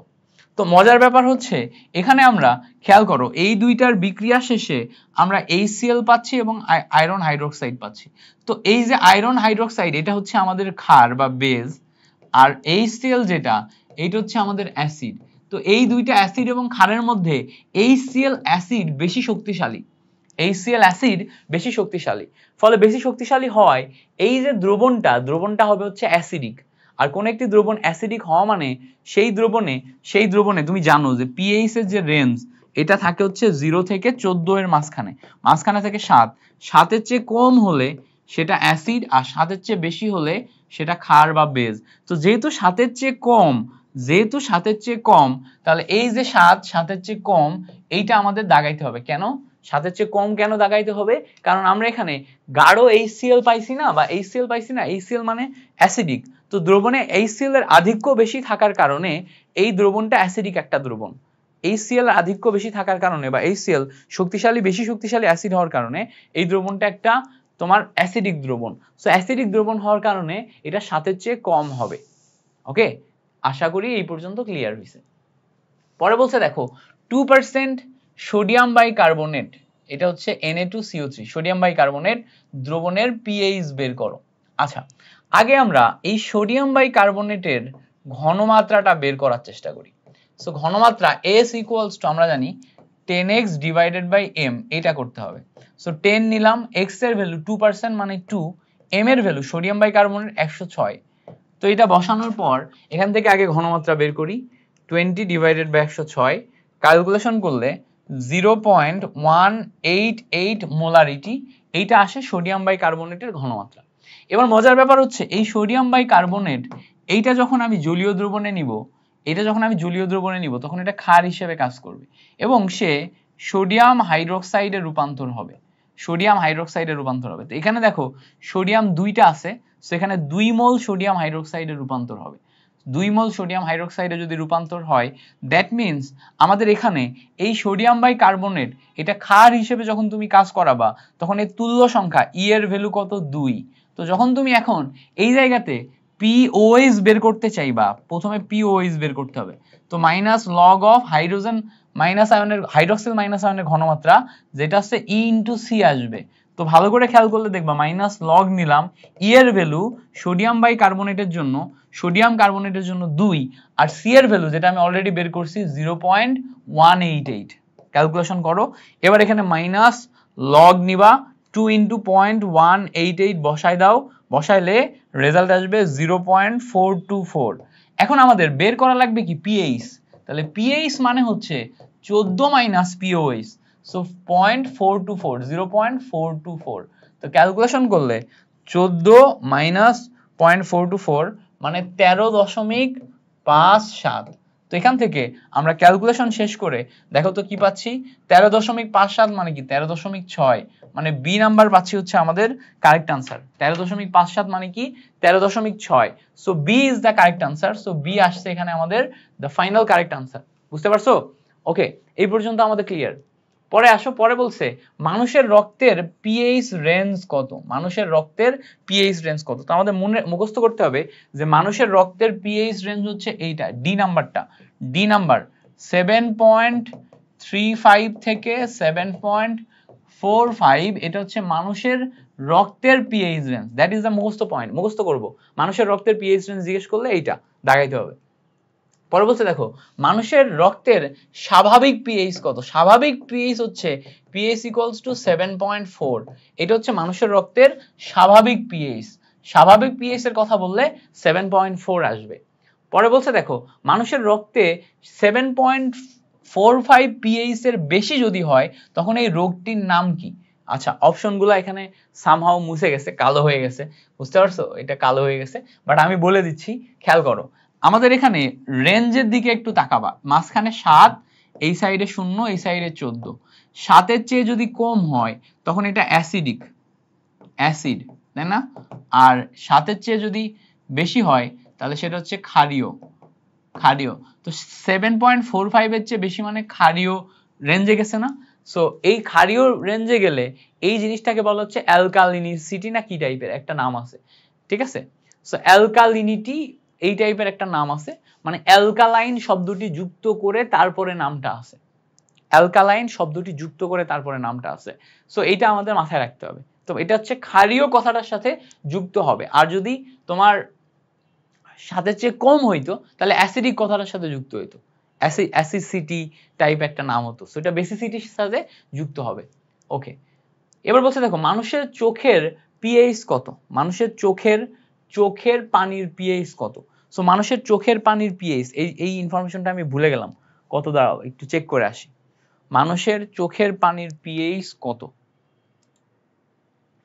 সো এটা হচ্ছে মানুষের চোখের পানির পিএইচ হচ্ছে 4.8 থেকে 7.5, এইটা 4.8 থেকে 7.5। আর আগের এইটার নাম হবে হচ্ছে অ্যালকালিসিস, হ্যাঁ, অ্যালকালিসিস। সো অ্যালকালিসিস, দিস ইজ আমাদের হচ্ছে যে রোগটির নাম, আর এটা হচ্ছে 4.8 থেকে 7.5 এই রেঞ্জে হবে। ওকে, পরে বলছে দেখো যে পাকস্থলীর পাচক রসে পিএইচ যদি 4.74 হয় তাহলে হাইড্রোজেন আয়নের ঘনমাত্রা কত হবে। তো আমরা জানি যেখানে আমাদের পিএইচ দেয়া আছে এটা হচ্ছে 4.74। এখন পিএইচ মানে minus log of hydrogen plus আয়নের ঘনমাত্রা, এটার রেজাল্ট কত 4.74। তাহলে এখান থেকে হাইড্রোজেন প্লাস আয়নের ঘনমাত্রা যদি বের করতে বলে এটা ওই সাইডে যে 10 টু দি পাওয়ার মাইনাস 4.74 এটা আসবে। সো এখানে আমরা 10 টু দি পাওয়ার মাইনাস করলে 10 টু দি পাওয়ার মাইনাস 4.74 এটা পাবো। ক্যালকুলেশন করলে আমাদের রেজাল্ট আসে 1.8 into 10 to the power minus 5। So 1.8 মানে 10 টু দি পাওয়ার মাইনাস 5 মানে তোমার 0.4 তারপর 18। তো এই যে এটা দেখো 0.4 তারপর 18, এইটা হচ্ছে কারেক্ট আনসার। বুঝতে পারছো? মানে পয়েন্টের পর 5 ঘর, তো পয়েন্টের পর 5 ঘর মানে কি এই 1 পয়েন্টের পর 1 পর্যন্ত 5 ঘর, তো 4টা শূন্য তারপর 18 হবে। বুঝতে পারছো? চিন্তা করে বলছি, একদম নিজের ব্রেন থেকে চিন্তা করে বলছি। পরে বলছে দেখো অম্লীয় মাটিতে পিএইচ বৃদ্ধির জন্য নিচের কোন রাসায়নিক পদার্থটি ব্যবহার করা হয়। সো আমরা যখন কোন একটি মাটি অম্লীয় আকার অবস্থায় আছে, অম্লীয় মানে কি অম্ল অবস্থায় আছে মানে অ্যাসিড অবস্থায় আছে, তার পিএইচ বৃদ্ধির জন্য আমরা যদি কোনো কিছু করি তাহলে সেইটা অবশ্যই তোমার ডলোমাইট এবং চুন হবে। চুন মানে ক্ষারীয়, পিএইচ বৃদ্ধি মানে কি দেখো তো, পিএইচ বৃদ্ধি মানে আবার ওই সেম চিন্তা, এখানে 7 এখানে 14, পিএইচ বৃদ্ধি মানে 7-এর চেয়ে 14 এই রেঞ্জে মানে ক্ষারীয় রেঞ্জে। তো ক্ষারীয় রেঞ্জে যদি তোমার পিএইচ আনতে হয় তাহলে তোমার অবশ্যই ক্ষার যোগ করতে হবে। তো চুন যেটা, চুন তো ক্ষার, ক্যালসিয়াম হাইড্রোক্সাইড এটা তো ক্ষার। তাছাড়া ডলোমাইট, ডলোমাইট মানে হচ্ছে ম্যাগনেসিয়াম কার্বনেট, ক্যালসিয়াম কার্বনেট, এগুলা হচ্ছে আমার ক্ষারীয় পদার্থ। ম্যাগনেসিয়াম কার্বনেট, ক্যালসিয়াম কার্বনেট ক্ষারীয় পদার্থ। এই জন্য পিএইচ বৃদ্ধির কথা বললেই আমাদের মাথায় রাখতে হবে যে ডলোমাইট এবং চুন এই দুইটা আসে। পিএইচ বৃদ্ধির কথা বললেই ডলোমাইট এবং চুন এই দুইটা আমরা মুখস্থ করব। ওকে, পরের কোশ্চেন বলছে দেখো মাটির পিএইচ কমানোর জন্য কোনটি ব্যবহৃত হয়। এখন পিএইচ কমানো মানে কি? পিএইচ কমানো মানে ক্ষারীয় অঞ্চলে যাওয়া। তাহলে ক্ষারীয় অঞ্চলে যাইতে গেলে ক্ষার ব্যবহার করতে হবে, যেখানে ক্ষার হিসেবে অ্যামোনিয়াম কার্বনেট আমরা ব্যবহার করি, NH4 এই যে অ্যামোনিয়াম বাইফসফেট যেটা আছে এইটা আমার ক্ষারীয়। অ্যামোনিয়াম বাইফসফেট যেটা আছে এইটা কি? এটা আমার ক্ষারীয়। হ্যাঁ, এটা হচ্ছে আমাদের ক্ষারীয়। সো অ্যামোনিয়াম বাইফসফেট যেটা এটা আমাদের ক্ষারীয় হয়, অ্যামোনিয়াম বাইফসফেট ক্ষারীয় হয়। এই যে যৌগটা এইটাকে আমরা ব্যবহার করব মাটির পিএইচ কমানোর জন্য। পিএইচ কমানো মানে কি? আমাদের এখানে রেঞ্জ আছে, রেঞ্জ কত দেখো, এই সাইডে 0, এই সাইডে 14, তাহলে এখানে 7। এই 7-এর চেয়ে কম যত কমাইতে পারবা তুমি, তাহলে এই কম রেঞ্জে আনতে হবে। তাহলে কি 0 থেকে 7 এর ভিতর আনবো। তাহলে পিএইচ কমানোর জন্য আমরা অ্যামোনিয়াম বাইফসফেট ব্যবহার করব। এবার বলছে দেখো নিচের কোন জোড়া অম্লীয় বাফার দ্রবণ তৈরি করে। সো যখনই অম্লীয় বাফার দ্রবণ বলবে, আমি আগের ক্লাসে বলছি অম্লীয় বাফার বলা মানেই আমাদের দুর্বল অম্ল নিতে হবে, দুর্বল অম্ল নিয়ে বাফার দ্রবণ তৈরি করতে হবে। সো দুর্বল অম্ল মানে কি? CH3COOH, এই একটাই দুর্বল অম্ল আমরা চিনি। তাহলে এই দুর্বল অম্লের সাথে বাফার দ্রবণ তৈরি করতে গেলে শক্তিশালী ক্ষার লাগবে, অথবা এই দুর্বল অম্লে শক্তিশালী লবণ থাকতে হবে। তাহলে দুর্বল অম্লের শক্তিশালী লবণ হচ্ছে এইটা। তাহলে হয় আমাদের এইটা সেই অম্লীয় বাফার দ্রবণ, অথবা এইটা সেই অম্লীয় বাফার দ্রবণ। এখন আমরা অপশনে চেক করব। তো যখনই আমার অম্লীয় বাফার দ্রবণ তখন দুর্বল অম্ল আমাদের থাকতে হবে। তাহলে দেখো তো দুর্বল অম্ল আমরা দেখি, এইটা দুর্বল অম্ল, এইটা দুর্বল অম্ল, এইটা দুর্বল অম্লের সাথে দুর্বল ক্ষার দেয়া আছে, তাহলে হবে না। দুর্বল অম্লের সাথে এই দেখো তোমার শক্তিশালী ক্ষার দেয়া আছে, তাহলে এইটা সেই আমার অম্লীয় বাফার দ্রবণ। বুঝতে পারছো? ক্লিয়ার হয়েছে জিনিসটা? ওকে, ক্লিয়ার হয়েছে। পরে আসো, বলছে নিচের কোনটি ক্ষারীয় বাফার দ্রবণ। তাহলে ক্ষারীয় বাফার দ্রবণে আমাদের দুর্বল ক্ষার নিতে হবে। তো আমরা দুর্বল ক্ষার হিসেবে অ্যামোনিয়াম হাইড্রোক্সাইডকে চিনি। এখন অ্যামোনিয়াম হাইড্রোক্সাইডের সাথে আমরা শক্তিশালী অ্যাসিড নিতে পারি HCl, অথবা অ্যামোনিয়াম হাইড্রোক্সাইডের শক্তিশালী লবণ নিতে পারি অ্যামোনিয়াম ক্লোরাইড। হয় আমাদের এই দুইটা মিলে বাফার, না হলে এই দুইটা মিলে বাফার। তাহলে আমরা একটু দেখার চেষ্টা করি। অ্যামোনিয়াম হাইড্রোক্সাইড আগে চেক করব। এই যে অ্যামোনিয়াম হাইড্রোক্সাইড একটাই আছে। এই অ্যামোনিয়াম হাইড্রোক্সাইডের সাথে দেখো তার শক্তিশালী লবণ দেয়া আছে, তার মানে এইটা হচ্ছে আমার সেই তোমার ক্ষারীয় বাফার দ্রবণ। বুঝতে পারছো? তাহলে আগেরটা কিন্তু বাফার দ্রবণ ছিল না, বাফার তৈরির ম্যাটেরিয়াল ছিল। এবার দেখো বাফার সরাসরি দ্রবণ দিয়ে দিছে। ওকে, দুইটার ভিতরে পার্থক্য বুঝে তারপরে ইয়াটা করতে হয়, সলভ করতে হয়। বেসিক ক্লাস তোমরা যারা করছো তোমরা একদম ইজিলি পারবা। এবার এইটা দেখো, এটা খুবই গুরুত্বপূর্ণ একটা এমসিকিউ, ভেরি ভেরি ইম্পর্টেন্ট। এই এমসিকিউ আসার মানে এই এমসিকিউ আসার সম্ভাবনা অনেক অনেক হাই, এত হাই। বুঝতে পারছো? এবার বলবো ভাই এত হাই কেন দিলেন? কারণ এটা হচ্ছে মানুষের রক্তের বাফার, এই জন্য এত হাই। তো মানুষের রক্তের বাফার বলছে, মানুষের রক্তের যে বাফার দ্রবণ বিদ্যমান এইটা কোন বাফার? এটা হচ্ছে বাইকার্বনেট বাফার। সো মানুষের রক্তে বাফার দ্রবণে আমরা হচ্ছে প্রথমে কার্বনিক অ্যাসিড নিব, H2CO3। সো কার্বনিক অ্যাসিডের সাথে এর লবণ আমি যদি তৈরি করি তাহলে সেটা হচ্ছে সোডিয়াম বাইকার্বনেট, এইটা লেখা যায়। তাহলে দেখো তো মানুষের রক্তের বাফার দ্রবণ বাইকার্বনেট বাফার, এটা অপশন এ তে আছে না? কার্বনিক অ্যাসিডের সাথে সোডিয়াম বাইকার্বনেট, এটা মুখস্থ করবা, ঠাডা মুখস্থ করবা। কি? ঠাডা মুখস্থ। আমি নিজেও জানি না এই বাজে ওয়ার্ড ঠাডা, এটা আমি কই থেকে শিখছি, বাট শিখে এবং তোমাদেরও শেখাইলাম, সরি গাইজ। ওকে, পরে চলো আমরা পরের অংশে যাই। পরে বলছে দেখো কোন বাফার দ্রবণের সমমাত্রার H এবং X এবং X মাইনাস আছে। মানে সমমাত্রায় মানে কি? দেখো আমরা কোন একটি বাফার দ্রবণের পিএইচ বের করতে গেলে pH equals to PK plus log, উপরে যায় হচ্ছে এন অফ সল্ট আর নিচে যায় এন অফ অ্যাসিড। তো দেখো সল্ট এবং অ্যাসিড, ধরো এটা আমার অ্যাসিড এবং এটা হচ্ছে আমার সল্ট, দুইটাই যদি সমমাত্রায় হয় মানে সমান মোল পরিমাণে হয়, তাহলে উপরে আর নিচে রেশিও সমান হয়ে যায় না? উপরে রেশিও নিচে সমান হয়ে গেলে এখানে আমাদের রেশিও log 1 চলে আসে। আর আমরা জানি log 1 এর মান কত? log 1 এর মান হচ্ছে 0। তো log 1 এর মান 0 হইলে আমাদের এখানে পিএইচ ইকুয়ালস টু রেজাল্ট আসে হচ্ছে পিকে, পিএইচ ইকুয়ালস টু রেজাল্ট কি আসে পিকে। তো এখানে পিকে মানে হচ্ছে মাইনাস লগ অফ কে এ। কে এর মান কত দেখো তো 10 টু দি পাওয়ার মাইনাস 8। কে এর মান কত 10 টু দি পাওয়ার মাইনাস 8। সেখান থেকে আলটিমেটলি রেজাল্ট আসে হচ্ছে 8। সেখান থেকে আমরা পিএইচ এর ভ্যালু 8 পাই। কত পাই 8 পাই। তো যখনই আমার সমমাত্রার বলবে তখন মাথায় রাখতে হবে এই ইকুয়েশনে সমমাত্রার বলা মানেই হচ্ছে এই অংশটা 0 হয়ে গেছে, এই অংশটা 0 হয়ে গেছে। পিএইচ আর পিকেএ এই দুইটা আমাকে বের করতে হবে, পিএইচ আর পিকেএ এই দুইটা বের করতে হবে। বুঝতে পারছো? That's it. Okay great. পরের অংশে যাই। পরে বলছে দেখো অম্লীয় বাফার দ্রবণে পিএইচ নির্ণয়ের সমীকরণ কোনটি? অম্লীয় বাফার দ্রবণে পিএইচ নির্ণয়ের সমীকরণ বের করতে হবে। তো আমরা জানি অম্লীয় বাফার দ্রবণ যখন আমরা যাব তখন pH equals to pKa plus log উপরে যায় হচ্ছে সল্টের ঘনমাত্রা, নিচে যায় হচ্ছে অ্যাসিডের ঘনমাত্রা। সো এটা হচ্ছে অম্লীয় বাফার দ্রবণের পিএইচ নির্ণয়ের জন্য। তো pH equals to PK plus উপরে সল্ট নিচে অ্যাসিড। তো খেয়াল করো আমরা এখানে দেখার চেষ্টা করি, উপরে সল্ট নিচে অ্যাসিড, এইটা আমাদের এ নাম্বারে দেয়া আছে। PH equals to PK log উপরে লবণ নিচে অ্যাসিড, দেখো এ নাম্বারে দেয়া আছে। সো এ নাম্বার হচ্ছে আমাদের কারেক্ট আনসার। পরে এমসিকিউ, পরে বলছে দেখো 1 মোল পরিমাণ C2H2OH এই যে অংশটা এর পূর্ণ দহনে কত মোল কার্বন ডাই অক্সাইড তৈরি হবে? তো এখানে আমরা এই যে C2H5OH দেখতেছি, একে যখন আমরা দহন করব তখন এখানে কার্বন কয়টা আছে? 2টা আছে না? তাহলে এখানে আমাদের কার্বন ডাই অক্সাইডও তৈরি হবে 2 মোল। কারণ কি এখানে এই অ্যালকোহলের ভিতর 2টা কার্বন আছে, তাহলে 2টা কার্বন থাকায় এখানে আমাদের 2 মোল কার্বন ডাই অক্সাইড তৈরি হবে। এন্ড এখানে আমরা অপশন বি দাগাবো। বুঝতে পারছো? Simple MCQ. পরে দেখো, পরে বলছে, পরে এমসিকিউতে আসি। পরে বলছে নিচের কোনটি জলীয় দ্রবণ পিএইচ মান সবচেয়ে বেশি? তো এই জায়গাতে যেই জিনিসপত্র আছে এর কোনটা জলীয় দ্রবণের পিএইচ মান সবচেয়ে বেশি? তো খেয়াল করে দেখো পিএইচ মান সবচেয়ে বেশি মানে কি বলতো? পিএইচ মান সবচেয়ে বেশি মানে হচ্ছে 14 এর কাছাকাছি, মানে এটা কিন্তু ক্ষারীয় অঞ্চল। মানে কোনটা সবচেয়ে বেশি ক্ষারীয় সেটা বের করতে হবে। তো এখানে ভালো করে খেয়াল করলে দেখবা এই জায়গাতে 0.1 মোলারিটি সোডিয়াম হাইড্রোক্সাইড দেয়া আছে, 0.1 মোলারিটি অ্যামোনিয়াম দেয়া আছে।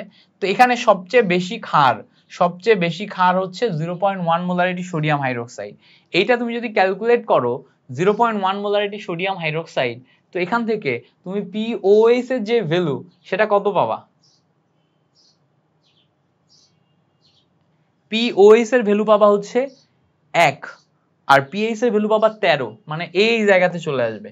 So sodium 0.1 molarity sodium hydroxide এইটা হবে আমাদের এখানে কারেক্ট আনসার। বুঝতে পারছো কিভাবে করলাম? বুঝতে পারছো? ওকে। পরের এমসিকিউ বলছে দেখো রক্তের বাইকার্বনেট দ্রবণের পিএইচ মান 7.4 হলে ওই বাফার দ্রবণের বাইকার্বনেট এবং কার্বনিক অ্যাসিডের অনুপাত কত? এটা একটু মুখস্থ করবা। হ্যাঁ, আমাদের যে রক্তের পিএইচ কত? রক্তের তোমার বাফারের পিএইচ হচ্ছে 7.4 থাকে। আর এখানে আমাদের যে রক্তের বাফার বাইকার্বনেট মানে কি? সোডিয়াম বাইকার্বনেট মানে যে সল্টটা থাকে এবং কার্বনিক অ্যাসিড এই যে H2CO3 থাকে, এই দুইটার যে অনুপাত, এই অনুপাতটা থাকে হচ্ছে 20/1, 20:1। এটা মুখস্থ ইনফরমেশন। হ্যাঁ, এটা 20:1 থাকে। মেইন বইতে লেখা আছে, সেখান থেকে নিছি। এইটা একদম মুখস্থ করবা। হ্যাঁ, এটা মুখস্থ করবা। ওকে, সো আশা করি এই ব্যাপারটা ক্লিয়ার হয়েছে। পরে বলছে দেখো মানবদেহের রক্তে কোন বাফারটি পিএইচ নিয়ন্ত্রণ করে না? আমাদের রক্তে ফসফেট বাফার থাকে, আমাদের রক্তে বাইকার্বনেট বাফার থাকে, আমাদের রক্তে প্রোটিন বাফার থাকে। এই তিনটা নিয়ন্ত্রণ করে, তাহলে নিয়ন্ত্রণ করে না কোনটা? অ্যাসিটেট বাফার আমাদের রক্তে থাকে না। ঠিক আছে, রক্তে অ্যাসিটেট বলে কোনো বাফার থাকে না। বাফারের অংশে আমি এই অংশটা পড়াই দিছিলাম। ওকে, পরে বলছে দেখো নিচের কোনটিতে অক্সিজেনের জারণমান -1/2? সো আমরা জানি সুপার অক্সাইডে অক্সিজেনের জারণমান -1/2। সুপার অক্সাইড হচ্ছে KO2 হচ্ছে সুপার অক্সাইড। তো এই যে এটা হচ্ছে সুপার অক্সাইড। এখানে তুমি যদি একটু ক্যালকুলেশন করো এটা আসবে 0, তাই না? পটাশিয়ামের জন্য +1 আর এখানে আমরা 2x নিতে পারবো, তো 0। খেয়াল করো এবার 2x ইকুয়ালস আসবে হচ্ছে -1, x ইকুয়ালস আসবে হচ্ছে -1/2। সো সুপার অক্সাইডের ক্ষেত্রে আমাদের জারণমান -1/2। সুপার অক্সাইড কি? KO2, potassium dioxide super oxide. পরে বলছে দেখো সবচেয়ে দুর্বল অ্যাসিড কোনটি? এটার অপশন দেয়া নেই, আই এম সরি গাইস, এটার অপশন কারেক্ট করা নাই। পরে বলছে দেখো সালফার ডাইঅক্সাইডের ক্ষারত্ব কত? সালফার ডাইঅক্সাইডের ক্ষারত্ব এইটা বের করা লাগবে। সালফার ডাইঅক্সাইড সো সালফার ডাইঅক্সাইডের ক্ষারত্ব কেমনে বের করবা? সালফার ডাইঅক্সাইডের ক্ষারত্ব কেমনে বের করবা? সো সালফার ডাইঅক্সাইড যেটা আছে এর ক্ষারত্ব বের করতে গেলে এটা হচ্ছে যে মনে করার ট্রাই করতেছি, দাঁড়াও কেমনে জানি বের করছিলাম।